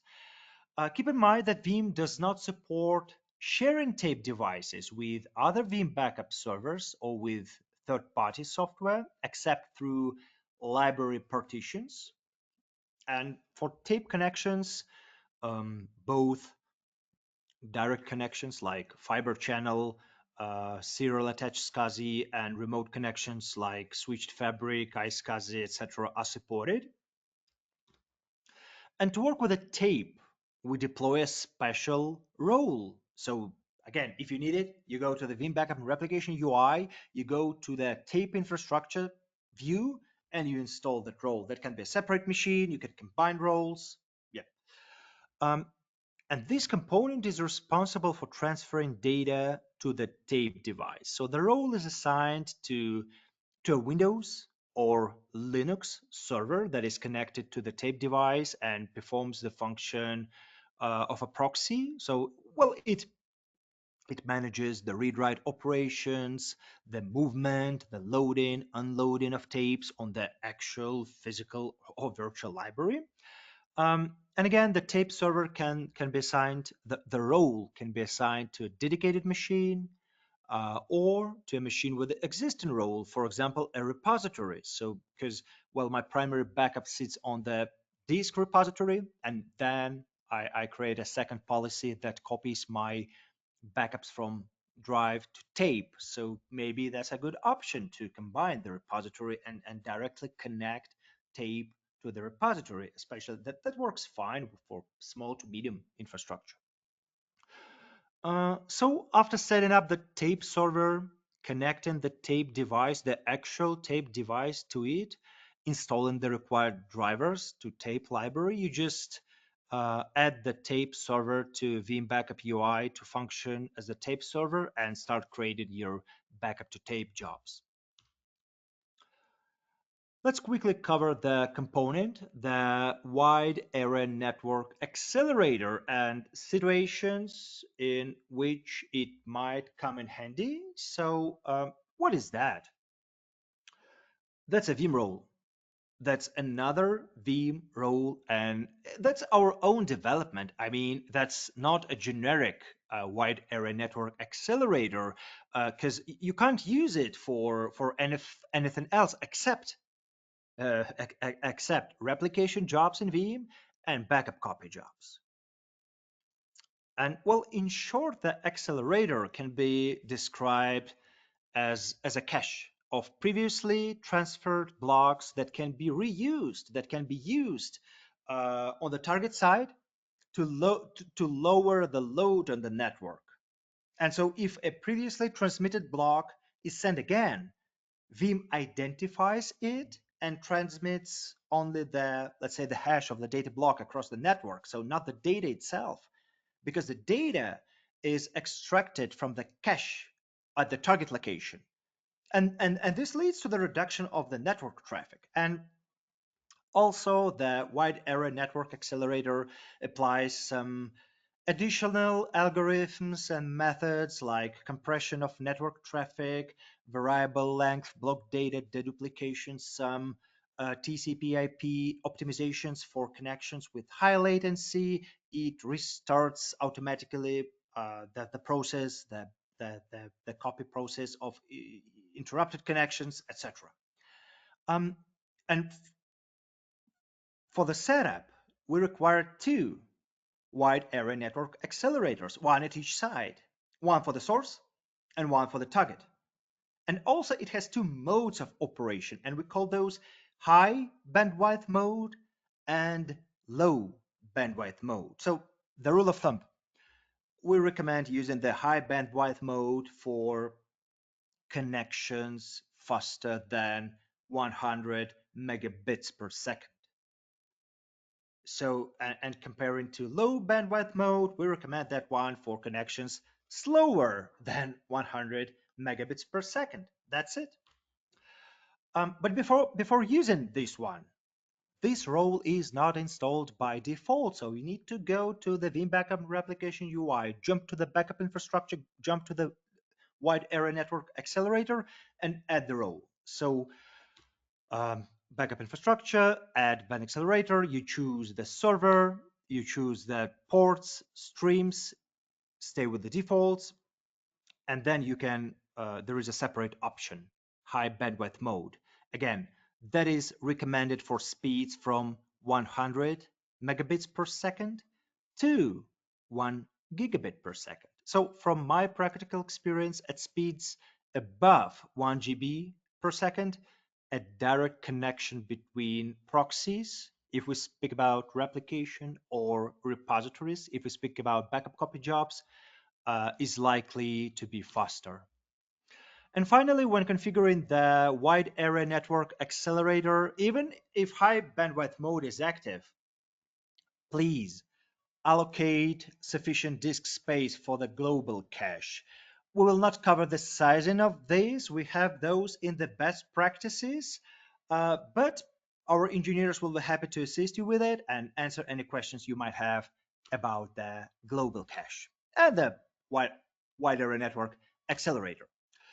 And in order to start using that component, you simply need to choose the appropriate option in the backup copper job or replication job. So you see that we have two options: direct, and that means in the terms of replication that the data will be sent between proxies, or you choose the second option through built-in wide area network accelerators.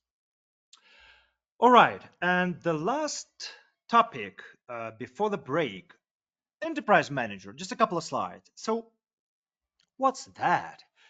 Um, and that's a component for management, for reporting, and that one allows for centralized control over multiple Veeam backup and replication installations from one web-based UI. So in general, it really improves, it's really useful in improving the operational efficiency in large enterprise environments, as it offers a unified view of the entire backup landscape. So with Enterprise Manager, you can control job operations, monitor their activities, set up notifications across multiple backup servers, and it offers search capabilities within your backup data and the ability to recover virtual machines, physical machines, files, and perform item level recovery. So, and by the way, centralized license management, I will cover that. Permission delegations are also available. Where is it? How can I install it? It's a great feature. Well, it's installed from the same ISO as Veeam Backup and Replication. You just need to select Install Veeam Backup and Replication Manager. Well, usually on a separate machine. Uh, and the installation process for Enterprise Manager is similar of installing Veeam Backup and Replication. You start by reading and accepting the license agreement. You specify the license file, system configuration check. So again, some prerequisites, some software components. If any are missing, it will attempt to install them automatically. Ready to install, you have the option to proceed the default settings by simply clicking install, or you can customize the installation through the customize settings. And the customizing includes some additional configuration steps, such as remember selecting the database engine for the enterprise manager. And again, once again, it's crucial that the database engine type matches the one used by all Veeam backup and replication connected to enterprise manager. So it's Microsoft SQL or PostgreSQL. From architecture standpoint, it's best to have a single enterprise manager per environment, ideally installed on the recovery side or witness side for immediate access during disaster recovery. And let's imagine some kind of a typical architecture with two Veeam backup and replication. They each have its own database, and Enterprise Manager acts as a unified management umbrella, gathering, replicating data from both and providing centralized control. And a quite common scenario that I would like to discuss looks as follows. So I have two sites, each with an installed Vim backup and replication machine and its own backup infrastructure and production environment that needs backing up. All sites belong to the same legal entity. And I go to veeam.com and I have one license key. What should I do in this case? So, according to the licensing policy, I cannot use one license key for different Veeam backup and replication machines, but I can create a licensing case and split my key in the proportions I need and apply the appropriate key for each server. Nice. But what if the number of virtual machines has changed? So let's say on site one, we decommissioned a couple of virtual machines, But on side 2, we have more. Should I create a licensing case again and again? No. What you do is install Enterprise Manager, you add one licensing key to it, and it will act as a central licensing server, and everything will work just fine as long as you do not start exceeding the total number of workloads. So that's just one example of how can you use it. And after logging into Enterprise Manager, the home view appears, and here you can access, you have different tabs for various management and recovery options. And by the way, they all are role-based. So the dashboard, the jobs tab allows for job management across backup servers. You have the machines that facilitates the management of backups and failover operations. Uh, the Files tab provides the ability to browse and recover guest operating system files. Items, that's for that's for item recovery.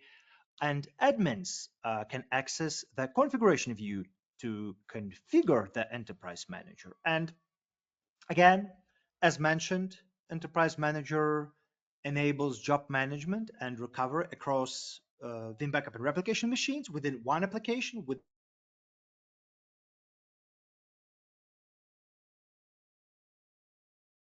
you need to add Veeam Backup and Replication to configuration, and for that you go to the configuration, you switch to the backup servers, and you hit Add button, and then you just provide that DNS name or IP address, creds, and you're good to go. Under the vCenter tab, you can see details for vCenter servers integrated into your setup. Again, if you want, you can add those. You can check the version, you can check the operation status of the vCenter, as well as deploy or uninstall the Veeam plugin for vSphere client. We will briefly cover that in the very end of our presentation. Also, Enterprise Manager enables backup admins to allow VMware vSphere users to manage their virtual machine backups and recover them using the self-service portal. So a web-based tool linked with Enterprise Manager, so you can use delegation mode to give access, let's say, to DBAs, to app owners to connect to self-service portal and perform recovery on their own.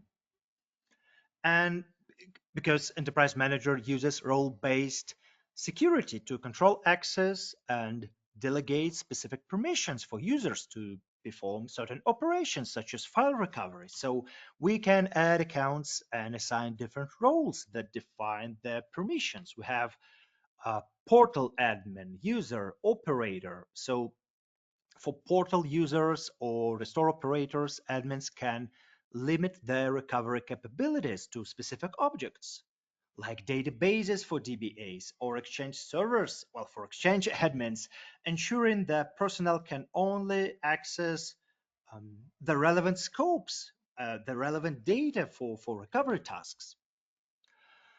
Um, Also, that's quite important. Enterprise Manager offers an alternative method for data encryption.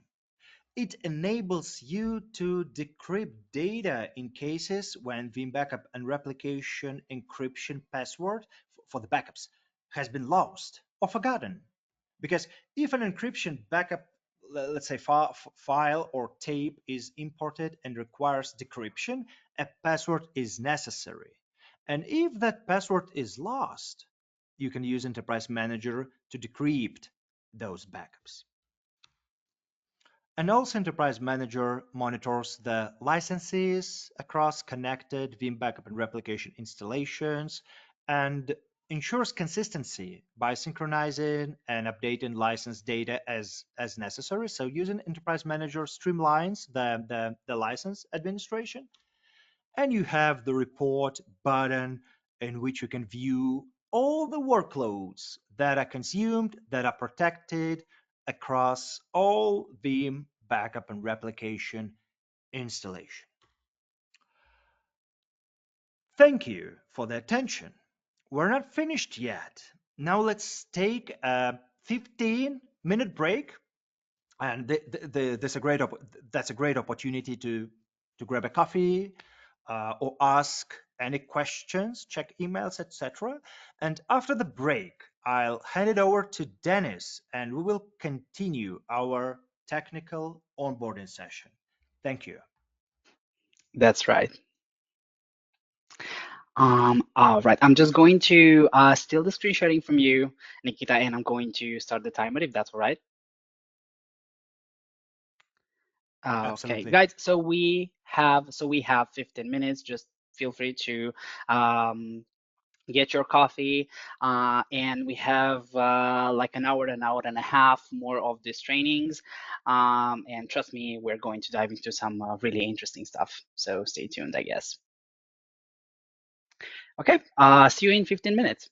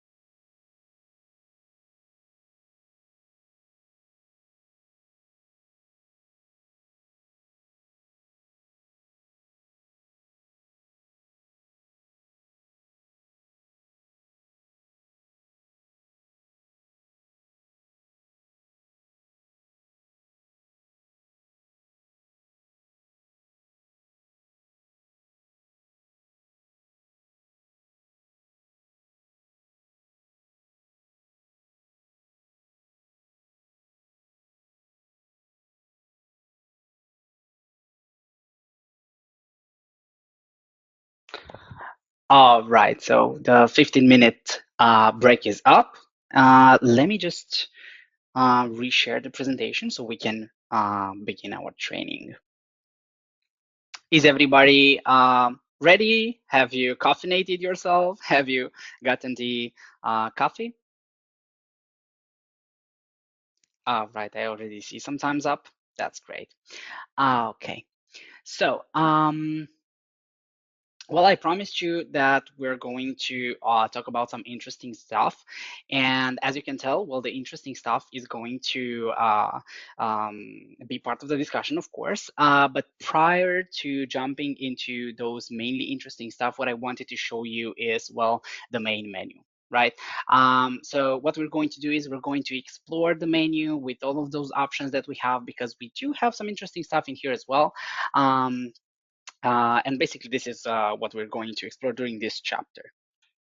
So the first thing that I wanted to show you is the exact location of this main menu. So basically, in the graphical user interface, in the top left corner, we should have this hamburger menu, and by accessing it, we reveal all of those information that we have, all of those options, right? The first thing that I wanted to talk to you about is the credentials and the passwords. As you can see, we have 4 categories in here, right? So we have the first category in here, the data center credentials, where of course, as the name states, you can store the credentials that you have for your on-prem infrastructure.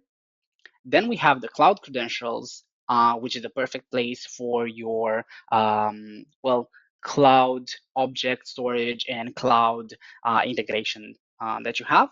Encryption passwords, where all of your passwords set for encryptions are stored, so you can also access this menu. And then we have the place where we can manage the key management servers. Now, next on the line, also in the burger menu, we have the users and roles. And this is basically the list where we have all of those users that can access the backup console. Right, as you can see, I have a list in here with all of those 3 users being administrators. One of them is actually the group of my built-in administrators.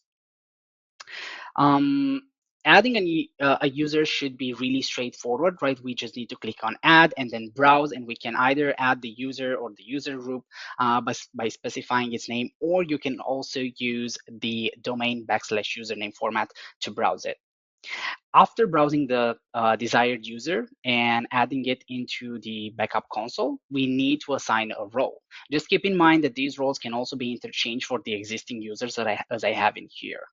Now, the roles that are currently available with Veeam are the one that we have also presented in the slide. So we have the restore operator and the backup operator, which I believe are pretty self-explanatory, right? So the restore operator is allowed to proceed with restoration, whereas the backup operator can only manage the backup jobs, right? Then we have the backup administrator, which is basically, well, the administrator that we have into the backup console. But Veeam has added these new users in version 12.3, right? So we have the Veeam security administrator, which is designed to manage credential records and configure the security and compliance analyzer. If you're not familiar with security and compliance analyzer, you don't have to stress about it, because we're going to cover that later on in this presentation. And then we have the incident API operator, which is a user that's designed to perform the REST API request and to manage malware detection events. Also, something that's going to be covered later on in this presentation. Of course, we also have the tape operators and the backup viewer. Now, this backup viewer, as the name states, is basically a read-only user that can only see what's happening with the console, but cannot really modify anything. Next on the line, we have the network traffic rules. And well, these are really important. That's because the first thing that we notice when we access this menu is the multiple upload streams. So by default, Veeam Backup Replication uses this multi-threaded data transfer for every job session, right? It's designed to offer a better performance through better utilization of the high latency links. You can adjust this value according to the network configuration that you have in the infrastructure. Next, what we have, well, we can actually add our preferred networks in here, right? So we can select whether we want to have an IPv4 rule or an IPv6 rule. And in this menu, we need to specify the source IP and the target IP address ranges that we're going to use. This menu is really important because it also offers us this encryption network traffic button, which we can either enable or disable, just letting you know that by default, this feature is enabled. You might already know in terms of encryption that Veeam offers these two types of encryption, encryption at rest and encryption in transit. This is the place where we select the encryption in transit, right? Of course, we also have the option of throttling the network, and we can specify exactly the timeframes in which we want to utilize these networks or not. And there is an additional networks button, so we can actually specify those preferred networks for the backup and replication traffic, in which we can add, well, the networks that we desire. The next on our presentation is, of course, the VM exclusions. As the name itself states, basically, this is the place where you would select exactly which virtual machines you want to exclude from backup. So Veeam is not going to try to include them into the licensing tab or even into the backup jobs that you have. One scenario in which I see this feature being very useful is when you have multiple virtual machines in your infrastructure, in your hypervisor, and you configure those backup jobs with, I don't know, maybe you backup by data store um, um, or by folders or even by tags, then in this case, you can include a whole tag and you can specify some VM exclusions that maybe you don't want to be protected from that particular tag. In my screenshot in here, I only have the VMware and Microsoft Hyper-V environments. That's because, well, those were the environments that I had present on the infrastructure back then, but all of the hypervisors that we integrate with are available for this feature, right? Now, on the next topic, we have the options. And the first thing that we have in the options is the latency control. So basically, Veeam Backup and Application is able to monitor the storage latency on production data stores. And it offers us these two options. We can either stop assigning new tasks when the latency that we identify on the data stores is more than 20 milliseconds, or we can throttle the traffic when we get notified that the latency is more than 30 milliseconds. Of course, you can adjust these values based on your preference. Next on the line, we have the email settings. So on the email settings, we can either use the SMTP server, the Google Gmail, or even Microsoft 365 with modern authentication. This is the setting where you will select how you want to be, well, notified about the job statuses that you have. As you can see in here, we have the places where we can specify the email address from which we want to receive these emails, the emails that we want to send this, and of course the subject. We can set up the frequency, and of course we can also decide which job notification we want to be notified about. If we're talking about multiple retries of the jobs, suppress notifications until the last job retry is also a feature in here.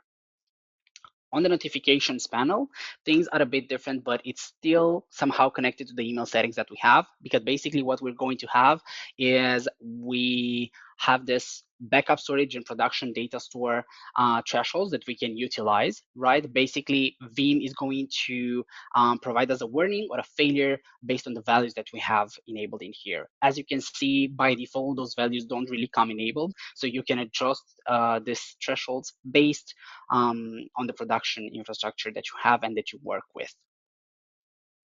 Next thing is, well, the history, right? History of the event that we have in the Veeam Backup and Application console. By default, we have 500 sessions. And we only keep 53 weeks worth of sessions.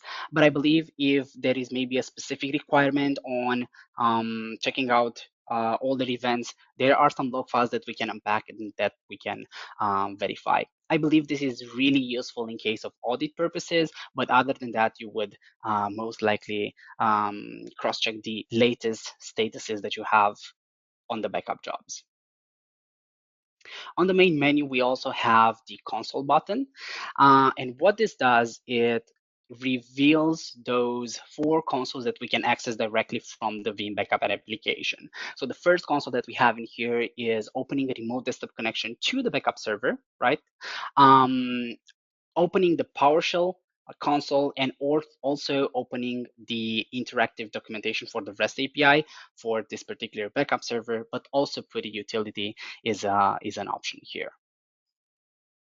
The next bit on the line, we also have the configuration backup. This is a really important feature, because basically what this feature does is it allows us to have a built-in mechanism of backing up the whole setup that we have in the Veeam Backup application. So you don't really need to include the VBR server itself in a backup job, which we usually don't really recommend, right? Right from the start, we can see that the first option that we have in here is selecting a backup repository. So basically, this feature will select the backup repository that we desire, and it's going to back up the entire setup to this repository. We also have additional options in here, such as notifications. So we can receive those notifications based on how the job, how this built-in job went. We can adjust the number of restore points, and of course, we can select the frequency of this backup job. Something that I also wanted to point out is this backup now button, right? And of course, the encryption that we have.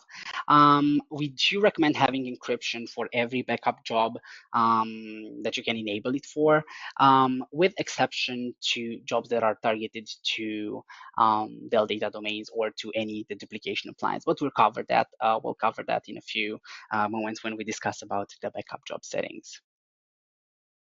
The only place where you can restore this configuration backup is right here with the restore button. Now, one of the scenarios that I can picture right now for when this is useful is if you ever lose access to your console, or when you're trying to migrate the backup server. This is the feature that you're going to utilize, right? Basically, you're going to install a backup server on a brand new on your brand new machine, and then you will trigger this restoration button, which also includes a migration process, so you can migrate your backup server or just restore the whole setup that you have had. That includes the backup jobs, the replication jobs, and basically everything that you have configured in the backup job. So you don't have to start from scratch. If there are any questions regarding these topics that we have covered so far regarding the main menu, please feel free to ask them in the chat, and we can answer them. Jobs. So let's see what actually is a job. What is the concept of a backup job? So for Veeam, a job is a set of user-defined configurations that applies in the process of backup, replication, and even restore. Basically, it instructs Veeam how to work with our workloads. Once configured, jobs will automate the process, making sure that the data is regularly protected through the scheduling options available. Of course, in order for these backup processes to run smoothly, we need to have some prioritization. Here is a simplified list in order from high priority to low priority. And of course, we need to prioritize the restored jobs, making sure that the data is available to the user. Then we have the continuous data protection and the background system jobs, such as the snapshot deleter, for example. The quick backup jobs, and on the fifth point, we have the high priority jobs. The difference between those high priority jobs and the regular backup and replication jobs is if we have jobs in which we added the most critical virtual machines or critical infrastructure items that we want to back up, we can prioritize them in front of other regular jobs that we have configured. On the sixth, of course, we have the regular backup jobs and the replication jobs.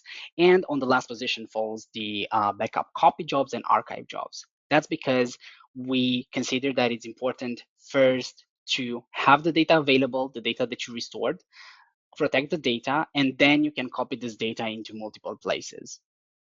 And because we started talking about the backup jobs and the backup job prioritization, let's also have a look at the well, the backup workflow that we apply during the backup process, right? So what we're going to do is once we have these backup jobs configured with those predefined sets, right, of instructions, what we're going to trigger is first we're going to trigger the backup, the Veeam Backup service, which will launch this Veeam Backup managers. These are designed to connect with the configuration database and actually read the job settings from it, right?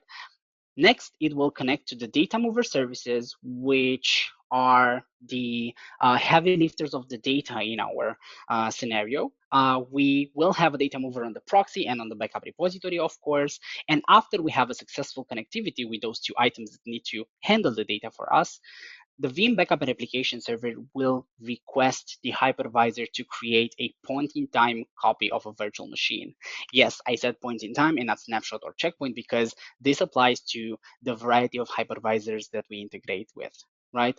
Once this snapshot, checkpoints, whatever are being created, the backup proxy will start the data transfer. So it's going to collect the data from the hypervisor, it's going to compress it, deduplicate it, and then encrypt it and send it over through the link to the backup repository.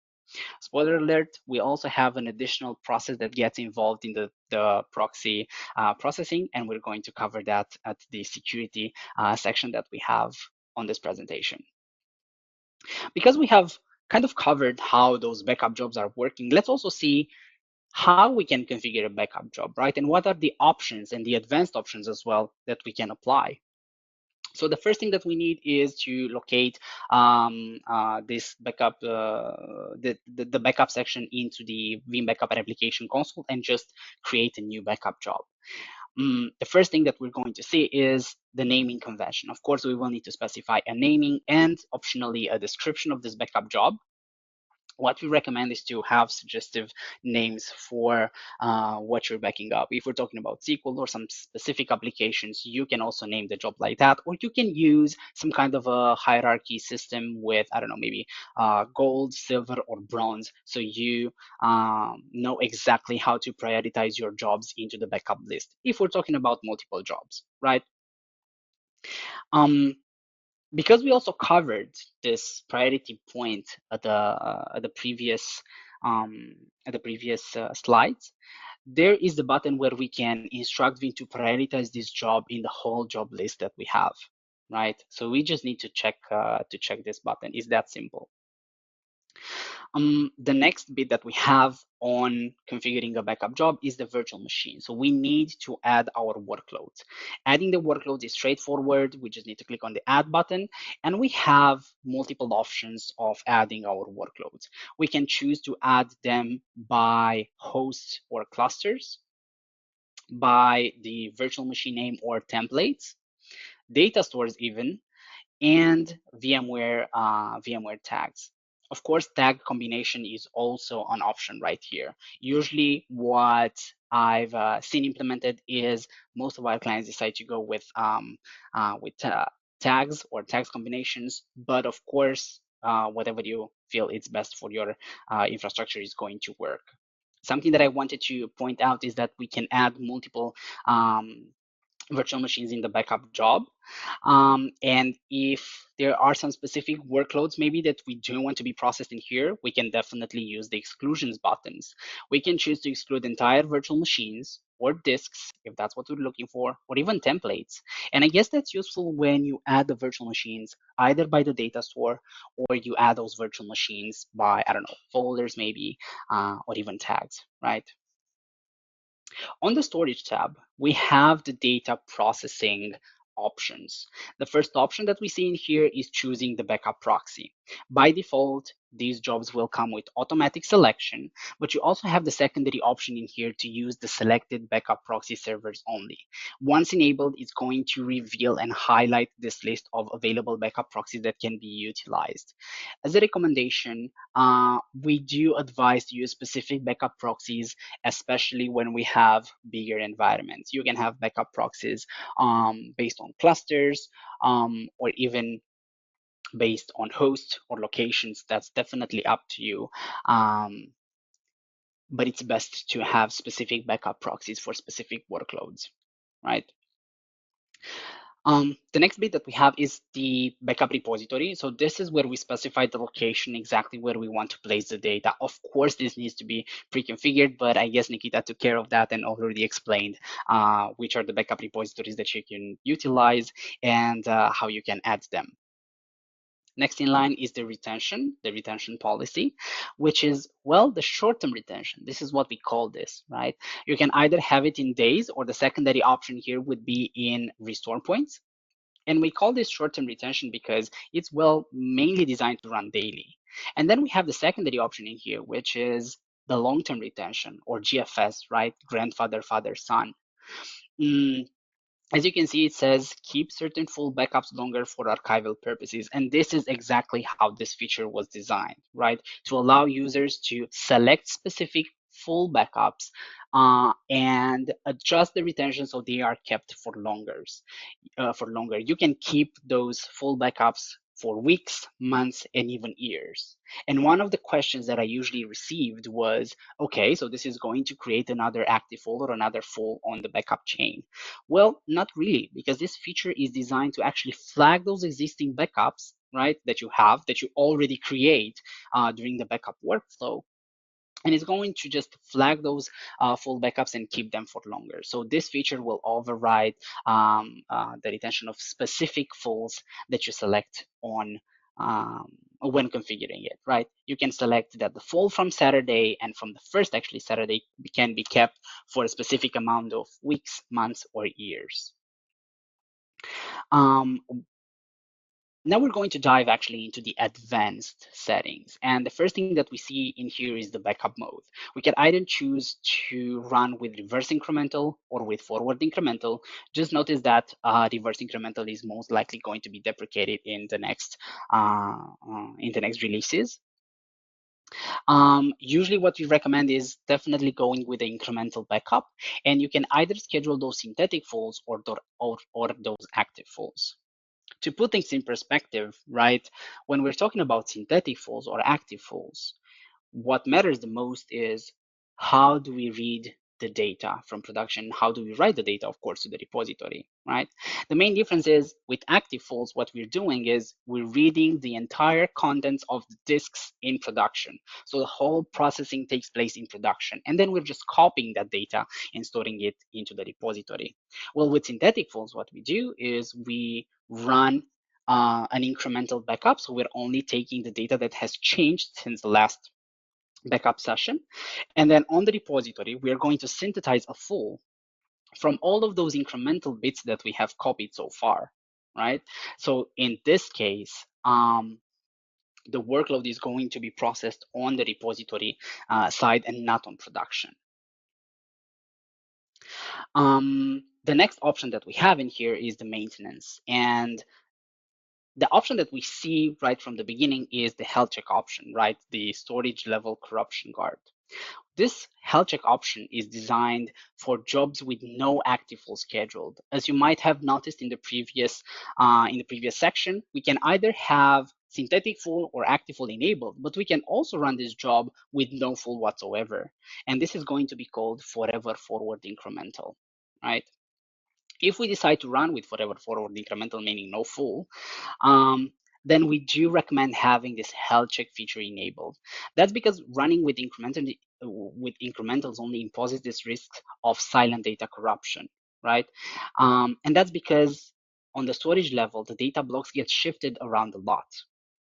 This feature performs a CRC check on the metadata and also a hash check on the VM to ensure data integrity.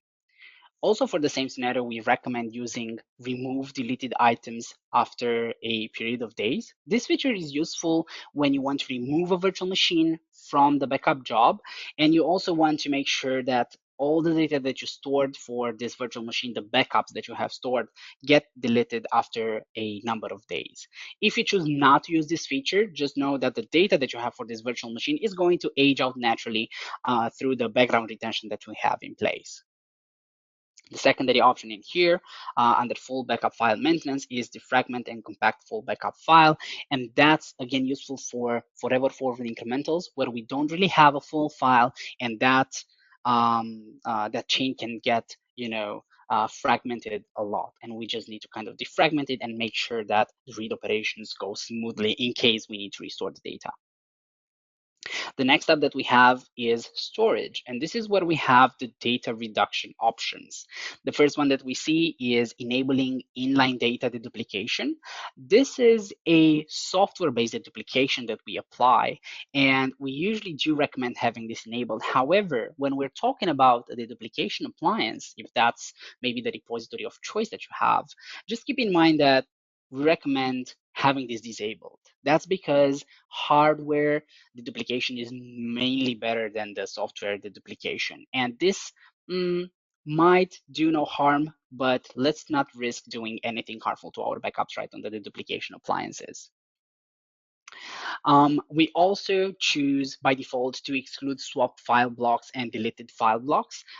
That's just so we can offer a better performance when reading the data from the disks and writing it to the repositories. The next options that we have in here are the compression levels. By default, you can see that those are set up with optimal. There are multiple options, such as the dupe friendly, which you should use in case you have a deduplication appliance. But you can also go with an extreme level of compression.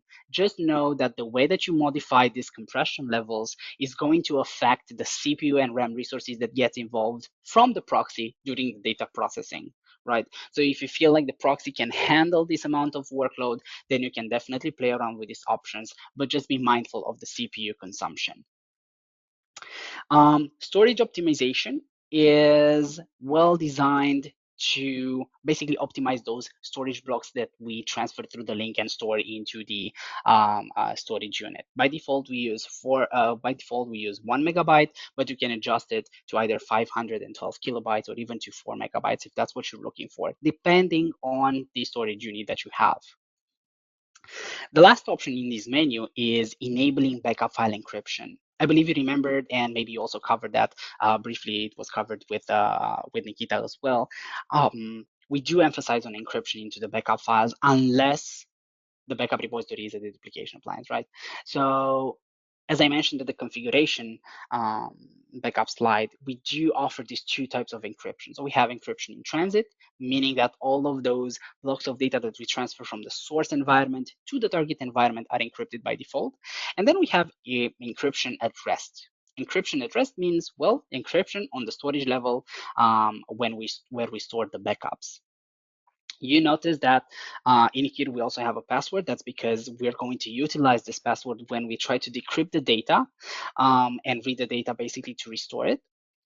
Whereas on the encryption in transit, we don't really require a password. That's because, well, it kind of makes sense, right? The encryption that we use in transit is not designed to be intercepted and read from, right?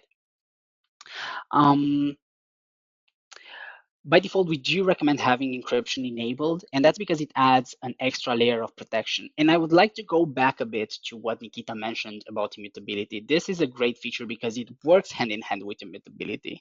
You can imagine that your backups are encrypted, so nobody can read data from them without the encryption password that you set. And then the backups are also immutable, meaning that they cannot be modified or deleted until this immutability expires on them. So these are kind of like two layers of protection that you add on top of backing up the data in the first place, right? As a rule of thumb, we do recommend modifying the passwords on the encryption yearly at least, but just know that this doesn't really go retroactive, meaning that if you have an encryption password and you change it, the previous backups are still going to use the previous encryption that you have set, right? Going further, we have the notifications. You might find this similar to what we have discussed about in the main menu, and that's because those are actually similar, right? So we can use to send SNMP notifications for this job, or even send email notifications. Just know that if you design a job and you modify the notifications in here, while you still have global notifications enabled in the main menu, the ones that you have on the job are going to override the global notifications for this particular job. And I'm saying that because, well, you can imagine that we have in here notifications on different statuses. So we have success, warning, error, or notification, suppress the notifications until the last retry. If we want to have a success notification on this job, but also a warning, then this is something that we can have only for this particular job. Whereas maybe we only want to be notified if there is an error on the rest of the jobs. That's the thing for the global notification, right? Something else that you can do in here is you can set the successful backup details to this VM attribute. So you can also check that into the VMware environment and see exactly how this job went for those particular VMs that you have included in here. On the vSphere tab, we have the guest quiescence first, the enable VMware tools quiescence. By default, and this is something that we're going to cover in the next bit when we discuss about guest processing, we use the VSS framework technology to back up the supported applications. However, if you feel like you should involve VMware tools quiescence, that's also something that you can choose to do. As a recommendation, what we do is we recommend going with the VSS framework. However, you can choose to have tools quiescence as well. The next options in here are related to change block tracking. This is the driver that we use to actually have a list of differences between what we have in the backups, right, and what we need to back up further, so what have changed. Without this feature enabled, which you can see that by default is recommended to have it enabled, without this feature, what we would need to do is we would need to have a full disk read in production, meaning that we're utilize those resources to read the entire contents of the disk, and then we're going to compare what we found with what we have in the backups. Not utilizing CBT, not only that we utilize some additional resources on the proxies and of course on the repositories as well, but it's going to drag down the performance that you have, right? So the jobs might complete slower. This is why we usually recommend having enabling CBT automatically. And something that you can do is you can opt out for resetting the CBT hash on each active full, right? It's going to help in reading the data further on the next incrementals after this active full, right? On the next tab, we have the integration, and I believe you already covered that with Nikita, so I don't really want to repeat myself. By default, this integration with enabling storage snapshot is enabled. If your data store does not support storage snapshot, that's fine because this is not going to affect the job in any way possible. And I guess you already covered those options that you have in here to limit the process VM count per snapshot, to failover to standard snapshot, and failover to primary storage snapshot. So I'm going to go further on the basically on the script. Now, the job scripts. You can choose to run some scripts before or after the job if you have a specific application of or a specific system that you know that needs some additional maybe manual intervention before having the job run. So you can add those scripts in here. You can opt for each individual script, and you can also choose how you want to run the script, which is the frequency, and even a specific day in which you can set up the script.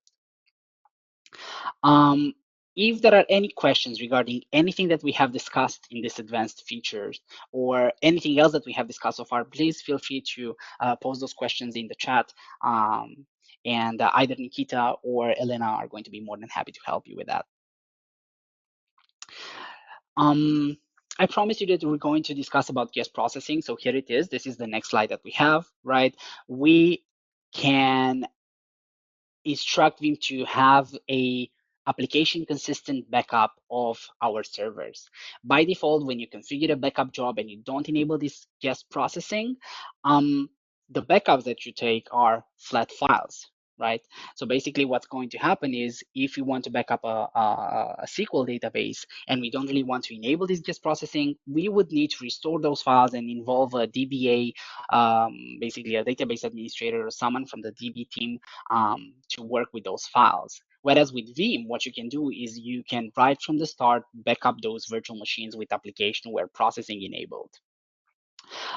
It's really straightforward. Is this option right here, and you can click on applications just to reveal the options that you have for each individual virtual machines. You can remember that in this job I've added multiple virtual machines, so I have this web1 virtual machine that I want to process with application aware processing. So let's see what are the options that I have.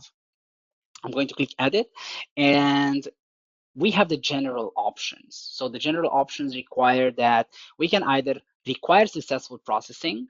That means that if things goes out, maybe there is a warning or a failure on one of my applications. Remember, I have multiple jobs in multiple virtual machines in here. Then this whole job is going to halt.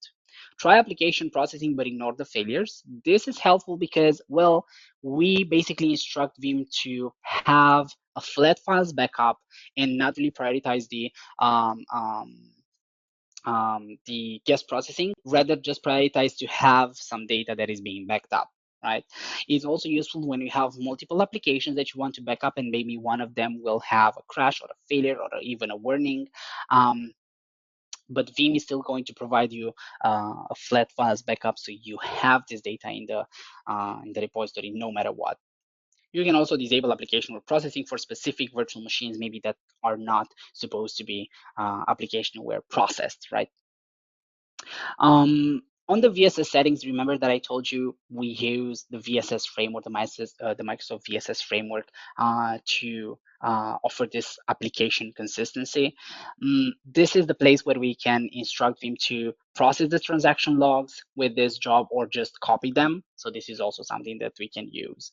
Now, the way this guest processing works, the way that we are able to back up the applications is next to the workflow of creating that snapshot of the virtual machines. What we do, we also inject a guest agent. And yes, you can see in here that we have the persistent guest agent. Um, this is one of the options. By default, what Veeam does every time we need to backup is Veeam injects some non-persistent guest agents, some temporary software-based agents that are designed to collect the data consistently for us. By the end of the job, when we have the backup finish flag, the backup finish event, then those non-persistent agents are going to be deleted. You can instruct Veeam to use persistent agents if maybe you know for sure that you have a more sensitive OS that does not really support, keeping on using non-persistent agents. That's also an option in here, right? Um, on the SQL tab, well, to be honest with you, we do have these options in here to backup SQL, Oracle, PostgreSQL, and you have these exclusions. So the options that we have in here are pretty much the same. We can either choose to truncate those logs, do not truncate the logs. So maybe we have a simple recovery model on the SQL database, or we can back up the logs periodically in here after every 15 minutes, or we can choose exactly how we want to handle those logs. It works the same for Oracle, for PostgreSQL, and we also have exclusions. We can set specific exclusions on the files, and we can also set specific exclusions on the folders. The last tab that we have in here is the scripts. So if we have specific applications that need pre-freeze and post-thaw scripts, this is where we can ingest them, right? We offer these options for Windows and for Linux servers as well. The next option that is available in here, next to the guest processing that we have just covered, is enabling guest file system indexing and malware detection, right? Emphasizing on guest file system indexing because we're going to talk about the malware detection in a couple of slides from now. What this feature does, well, it indexes all of those files that we back up from the guest OS, so you can recover those files independently. If you're looking for a report, for an Excel file, or for a PDF file, that's something that you can recover with Veeam. Guest interaction proxy, that's actually the proxy that we're going to use to inject those temporary runtime components, those software-based components to collect the application data consistently. If you have it on automatic selection, most likely it's going to use the same backup proxy that you use on the storage tab, but you can also choose a designated proxy that it's in the proximity of this virtual machine that you back up in here. In order for us to interact with the guest OS, of course, we need some credentials, and you can choose to either add them in here or you can manage the existing credentials that you have for other virtual machines. And you can also test the credentials against the interaction with the virtual machine. So before triggering the job, you can test those credentials so you don't really end up with a warning or a failure in the guest interaction. On the schedule tab, we can choose to run these jobs automatically. So we can either choose to run those jobs daily, monthly, periodically, or even after some specific jobs. And of course, we have the automatic retries. By default, the values that we have is 3 retries within 10 minutes each, but you can adjust those based on how you want the job to run. The last option that we have in here is the backup window. So we can instruct Veeam to terminate the job if it exceeds the backup window. Defining the backup window is by clicking this window button on the right-hand side. And as you can see for me, I have allowed my job to run every day except for the business hours. So it's denied from Monday to Friday from 7 a.m. to 7 p.m. just so I can ensure that there are no snapshots on my production virtual machines running when I need to run my business. After creating the job, we also have the summary button, which shows us exactly what we have added so far, what are the options that we have, and we can choose to run this job right after creating it. Or if we don't run this job, basically the job is going to automatically be triggered. It's going to automatically be triggered when the schedule is set. Restore. So we have talked about how we can protect the data, right? The backup jobs that we can create. So let's also talk about the options that we have on restoring the data. Veeam is all about versatility and portability, and we do have a lot of options of restoring the data, starting from restoring the entire virtual machine, doing an instant recovery, on recovering some virtual disks, right, or some VM files, basically some VM configuration files, VMX, whatever. Guest files, so specific PDF files, I don't know, specific files that we have on the virtual machines. Applications item restore, we're going to cover that in a couple of minutes. But also, Veeam allows you to use this platform to restore cross-platform.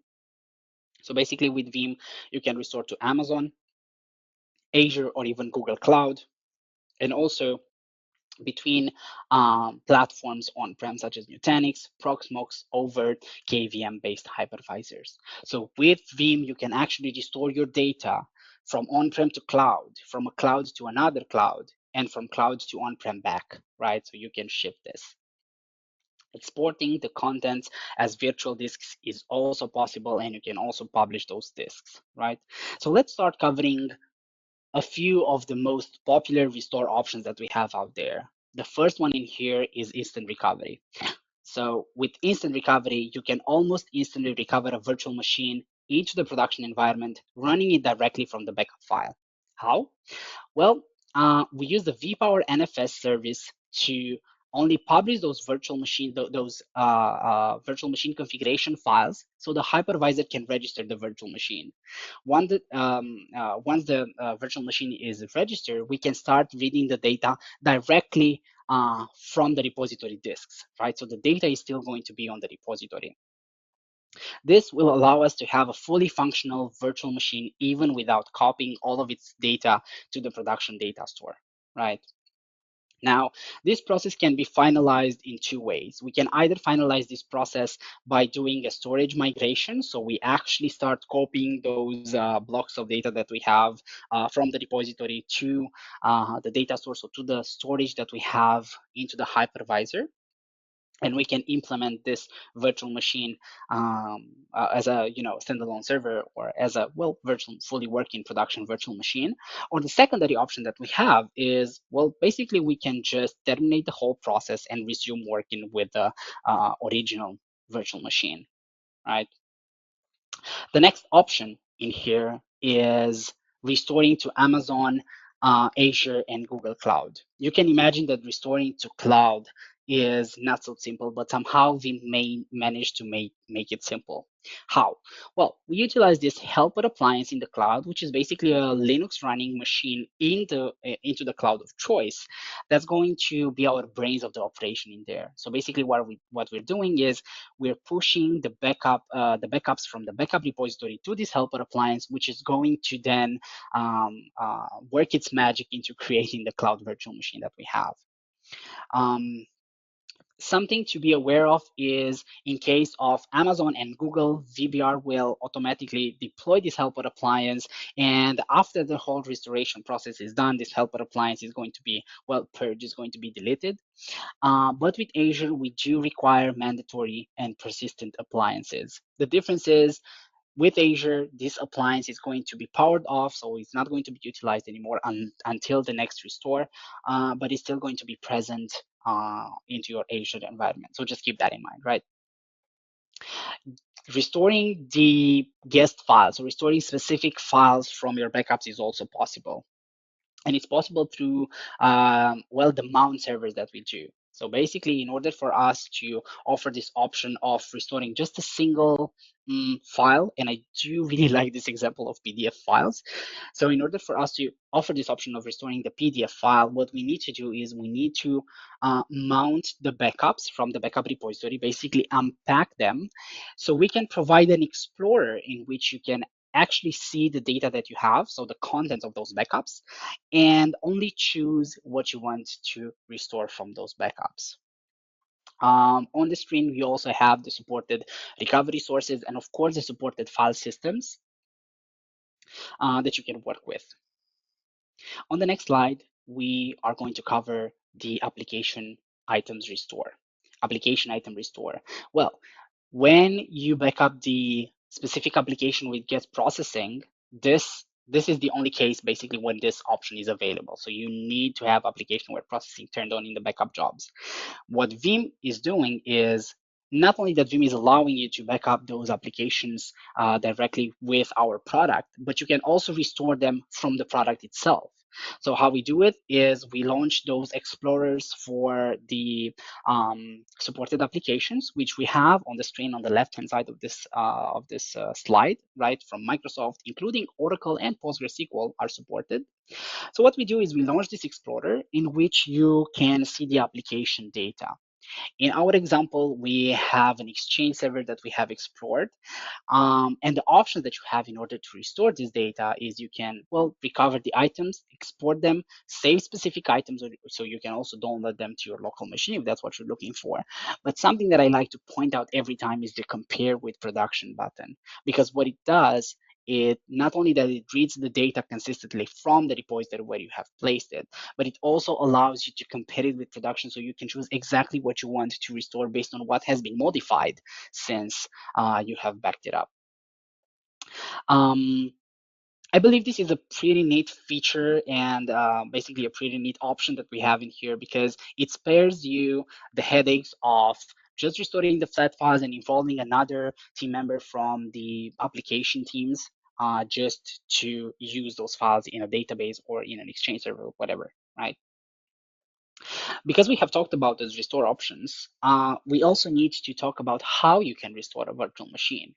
So restoring a virtual machine should be pretty straightforward. In the graphical user interface, we need to be on the home button, and on the left panel, under backups, we can select exactly the source of our backups. You can see we have several. We have snapshots, disks, disk copy, even cloud that we can store the data to. So for this presentation sake, we have this disk. You can either look up the virtual machine with the search capabilities or just extend the backup job, but you know for sure that you have this backup machine. Right click on the virtual machine and you have all of these options available in here. Something else that you can do, you can just highlight the virtual machine, and in the top menu, you will have all of these options available. For this presentation sake, we have chosen to go with entire VM recovery, right? After choosing the virtual machine, you can see it is already highlighted in here. But if I'm not satisfied, I can always just click add and add another virtual machine that I want to recover, right? Or just change this virtual machine, remove it entirely and add another virtual machine. But what I can do is I can select the point, right? So I have this point button right here. Once clicking this point button, I have all of these options in here, all of those backups that I can select from. So if I want to restore my data from a day ago or from 15 days ago, that's definitely an option that I have in here, right? It also shows me exactly what kind of backup have I performed. You can see I have incrementals and full files. And the W in here that you see is well related to the grandfather, father, son long-term retention that we have talked about previously, weekly. So this full is scheduled to be kept for a certain amount of weeks. We also have the location. For me is in a performance tier. So basically I'm having this data in a scale-out backup repository. After selecting the desired restore point, I'm going to click next and select exactly how I want to store my data. So I can store my data with restore to original location. So basically going back to the production location from where I have backed it up. I can choose restore to another location with different settings. And this is exactly what we're going to demonstrate during this presentation. And I can do stage restore. Now, this stage restore, basically what it does, it leverages those SureBackup capabilities that Nikita has talked to you about. And it's going to restore this virtual machine in an isolated lab, isolated data lab, in order for you to be able to restore only some specific files, applications, specific data. It's been introduced here mainly for GDPR due to GDPR matters, but I still find it as a pretty neat feature that you can utilize. There is also a quick rollback button that you can utilize for VM restoration. This VM button is this quick rollback button is utilized when you want to recover your virtual machine from software problems. If you think there are some hardware problems maybe that caused this original production VM to go down, I would not recommend using quick rollbacks. This is not what it was designed for, right? But for this training sake, let's go with the secondary option of restoring to a new location with different settings, right? When I pick this option, these five menus are going to pop up in the restoration window. So let's see what those menus are. The first menu that we have is the host. So of course I will have to select the host where I want to restore my data. And then I will select the resource pool from that specific host. The next thing that I need to select is the data store where I want to place those disks. And of course, the disk type. So we support thin and thick provision disks, either lazy or eager zeroed, right? The next thing on the line is the folder where we want to place this data, and of course the naming convention. By default, these virtual machines are going to be named, I don't know, SQL1 underscore restored, but you can give it a different name if that's what you're looking for. The option to restore VM tags is also present in this window. And on the next tab, we select the network that we want to map this restored window to. If network is not something that we want to select in here, we can also choose to disconnect the network entirely and just work our way manually when we recover this virtual machine fully. The next topic is secure restore. So this feature allows us to ensure that our restore is malware free. How? Well, before restoring any data to our production data stores, what it does, it allows us to use these scan engines to either look up for malware content with an antivirus engine or with the brand new Veeam Threat Hunter, or we can also involve some YARA rules to scan the content of those backups. If malware is found, we can either proceed with recovery but disable the network adapters. So we can also cross-check exactly the file that is, malware contaminated, or maybe we want to recover from a different file. We can abort the VM recovery entirely, or we can continue scanning all those remaining files after the first occurrence, right? The next option that we have is the reason for this restore. So this is useful. This is useful for accountability purposes. And of course, we have the summary in which we can see exactly what we have set up for these restore options. Powering on the target VM is also an option in here, or you can choose to power it on your own. I know that the restore topic is a broader, topic that can be explored. There are multiple options that you can choose to recover your virtual machines. So maybe you can just let us know in the question box if you have any questions regarding some restore options, or if you have any experiences maybe with these restore options. Both experience will matter, whether bad or good, but I'm hoping that most of your experience with recovering the data are good. I rarely hear bad opinions about recovering data, especially with Veeam.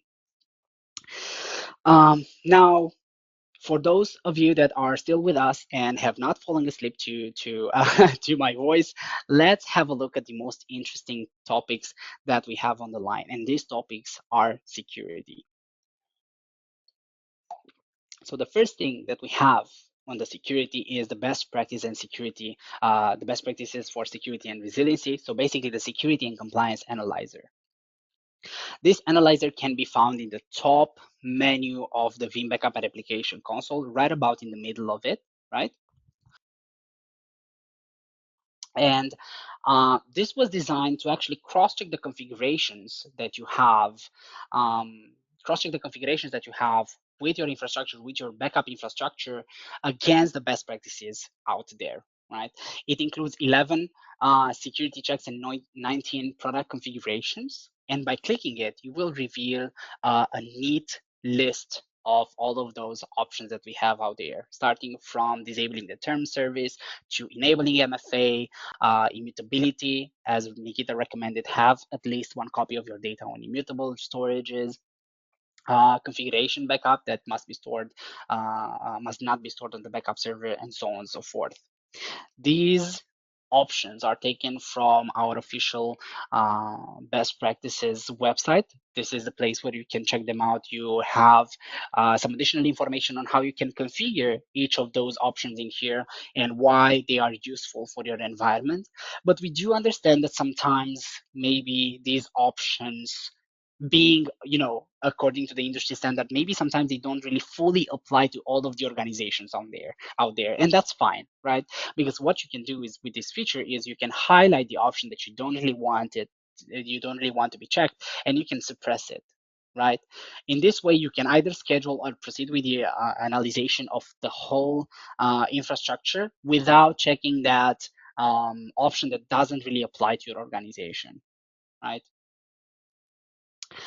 Now, because I promised to talk about a malware feature, one of the malware features that we have introduced in version 12.1 is the MFA, the multi-factor authentication. You might have noticed this when we looked at the main menu tab with the users, because this is exactly where you can find this option.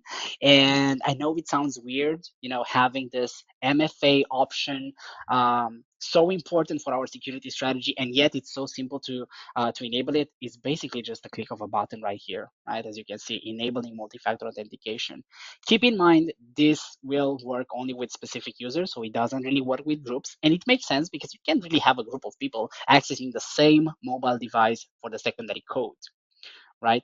The way that it works is upon login, the users that use MFA will need to use an authentication app on their mobile phone and use this one-time password that gets generated every 30 seconds, right? Um, Enabling it for specific users will look like this, right? So the first login of the user, they will be prompted with this QR code that they need to scan with any authentication app that they desire. Just remember that this also works fully offline, so you don't need to have internet connectivity to your backup server. Once configured, every time the user logs in, the user will need to input the code that gets generated as a secondary factor authentication method. On the next tab that we have in the same menu, so you can see it's the same menu of users and roles, we have the next tab, authorization. So what authorization does is, well, 4-eyes authorization to be more precise, is it prevents accidental deletions of backups, or any possible malicious intended acts, or risks of losing the data. The way that it works is, well, whenever a backup administrator wants to do something that can be potentially harmful for your environment, they will not be able to do so, right? So this action will be will be requested, and needs to either be denied or approved by a secondary administrator. Just keep in mind that the original administrator that created this task will not be able to approve its own task or to deny it, but the user has the option of canceling the whole request.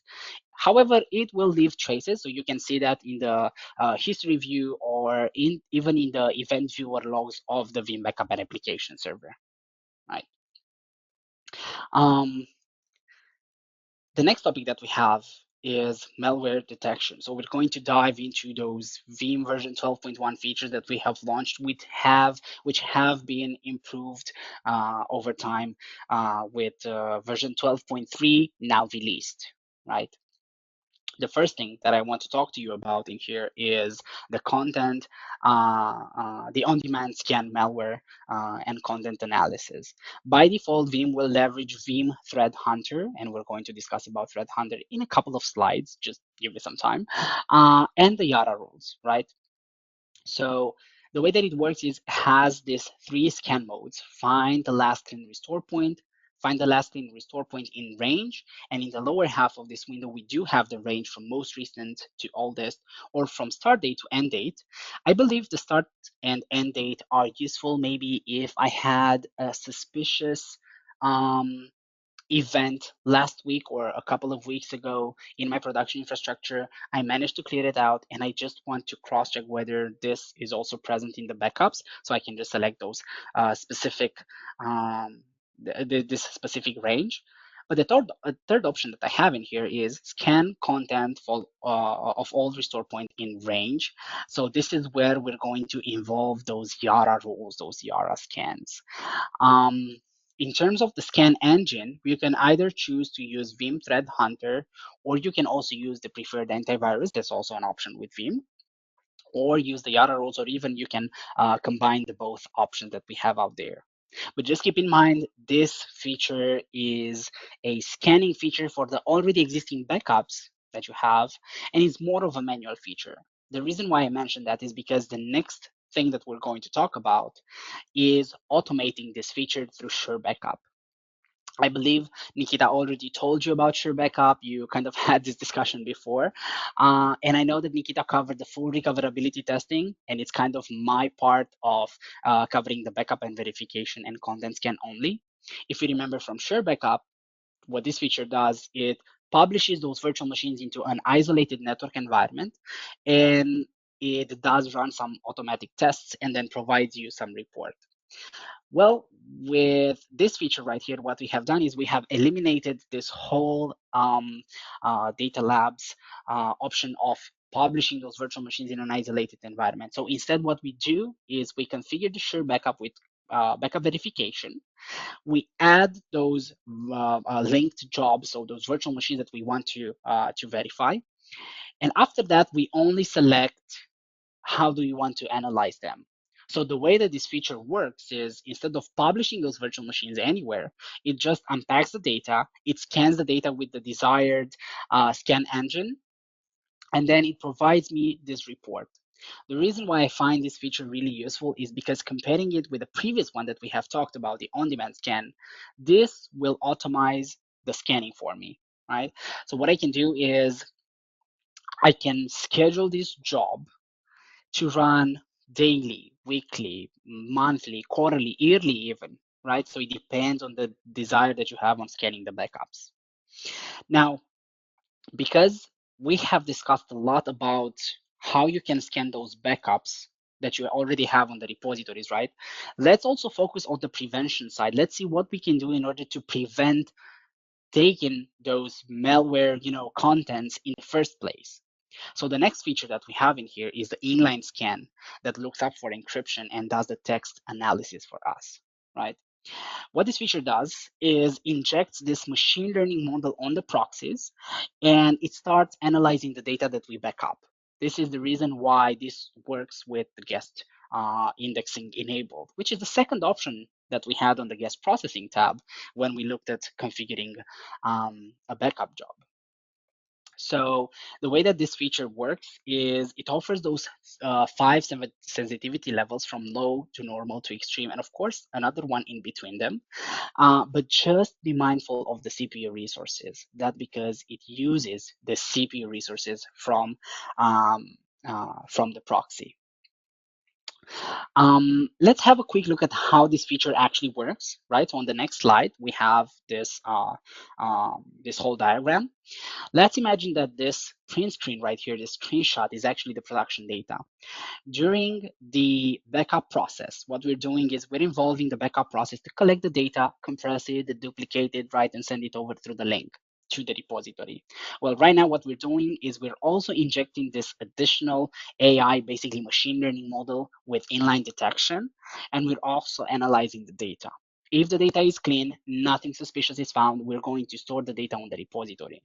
But if we do not, but if we do identify something that can be potentially harmful, we're going to notify this infection to the backup server, which is going to flag the infected backups on the repository. As you can see, we have a different pictogram in here.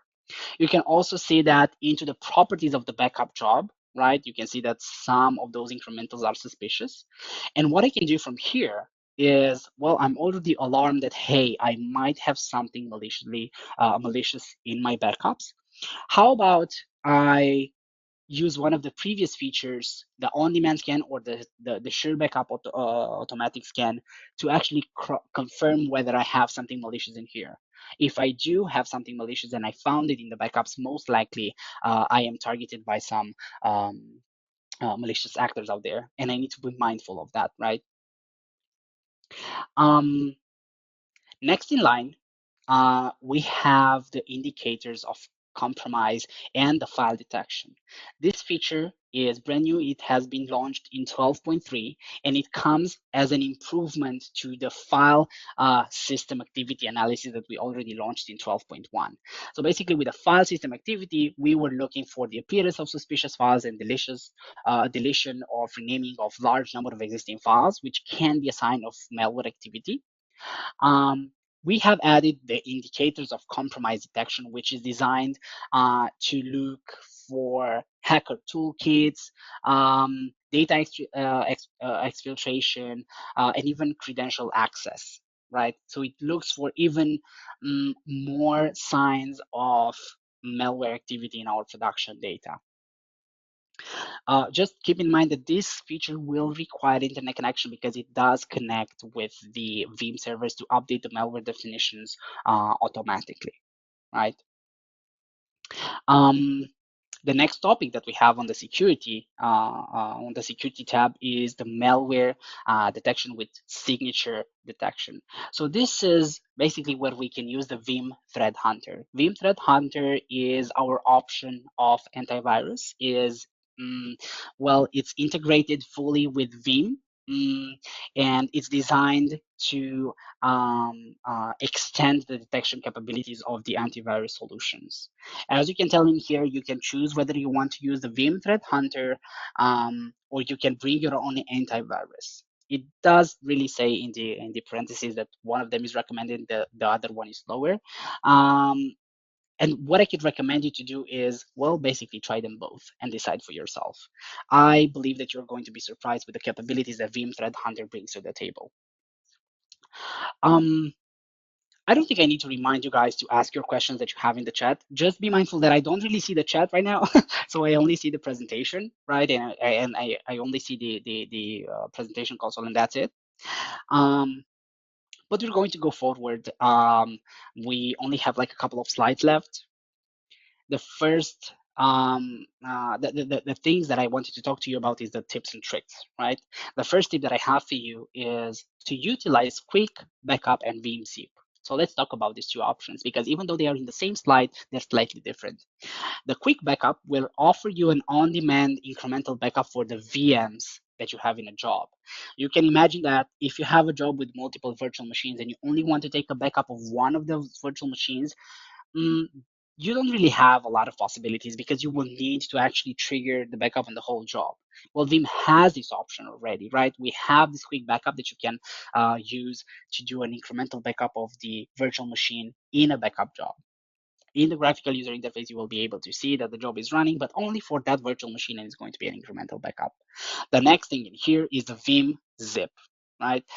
VMzip, as well the name kind of suggests, is created to offer you the option of creating one last full backup of the virtual machines. I'm saying one last full backup because this is basically how this feature was designed. It allows you to create a full backup of a virtual machine or yeah, of a virtual machine or of a workload that you want to actually decommission, right?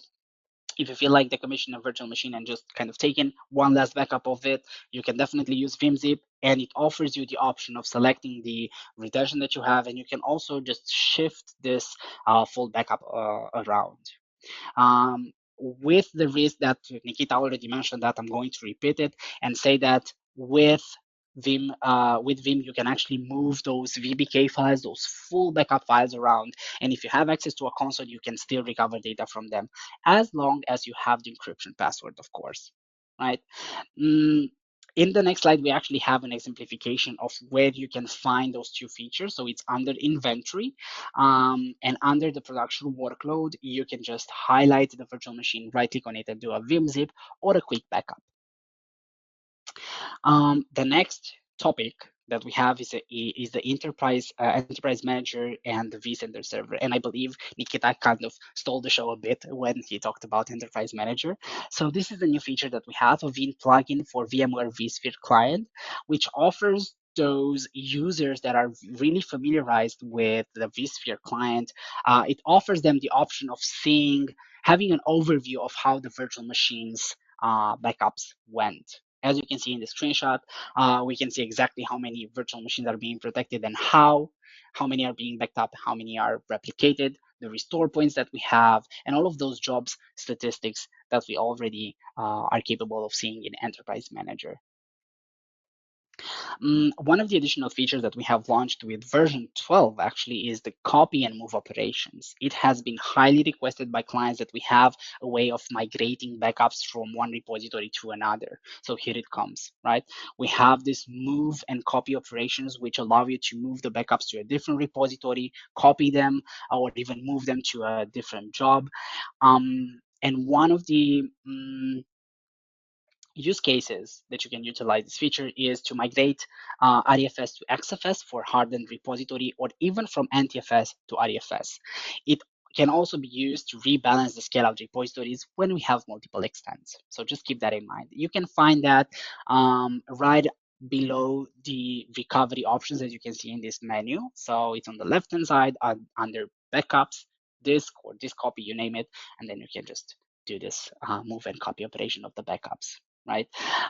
When you trigger this process, just know that it's going to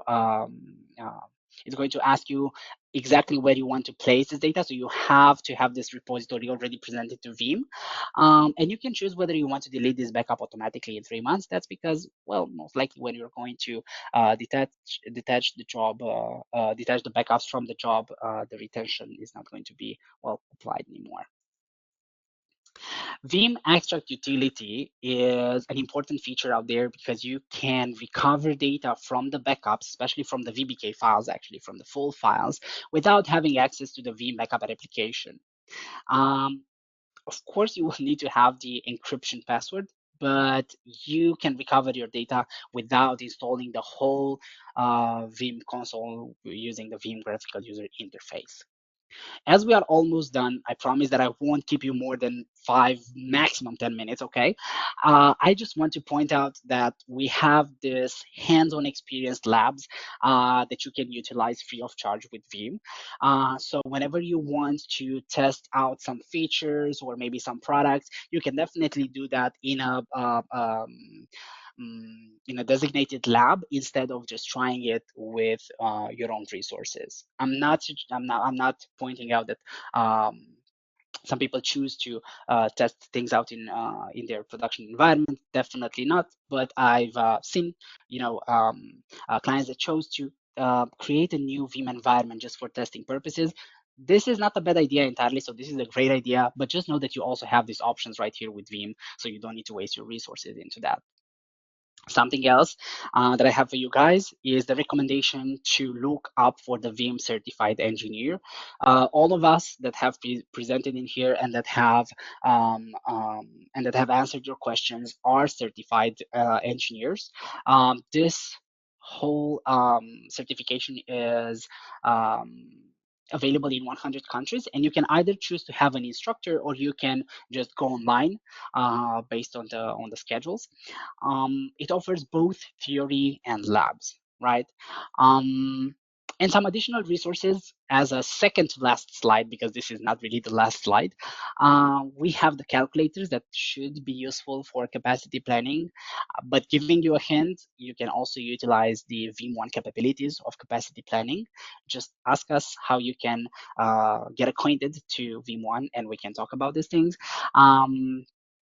The best practices for Veeam Backup and Replication, the KB for securities, and of course the R&D forums and community. What I wanted to point out in here is the forums are being monitored by our product managers and by other Veeam employees and system engineers, senior system engineers. So if you're having an issue, you can also just kind of ask things on the forums. When I say issue, I don't really mean errors or warnings, but rather when you have a topic that you want to discuss, you can always use those forums. But you have multiple ways of reaching out to us. You can use the support, you can reach out to your renewals representative, and you might get a chance to actually have a discussion with us as well, right? So what I'm trying to say is, well, basically don't be a stranger and just get in touch with us whenever you have questions or scenarios that you want to discuss. Um, okay, I'm going to close the screen sharing and I'm going to check out if there are any further questions now. But so far, thank you so much for attending our onboarding training. Um, and well, as I already mentioned, don't be strangers, just uh, let us know whenever there are questions or scenarios that you want to discuss. Have a nice one.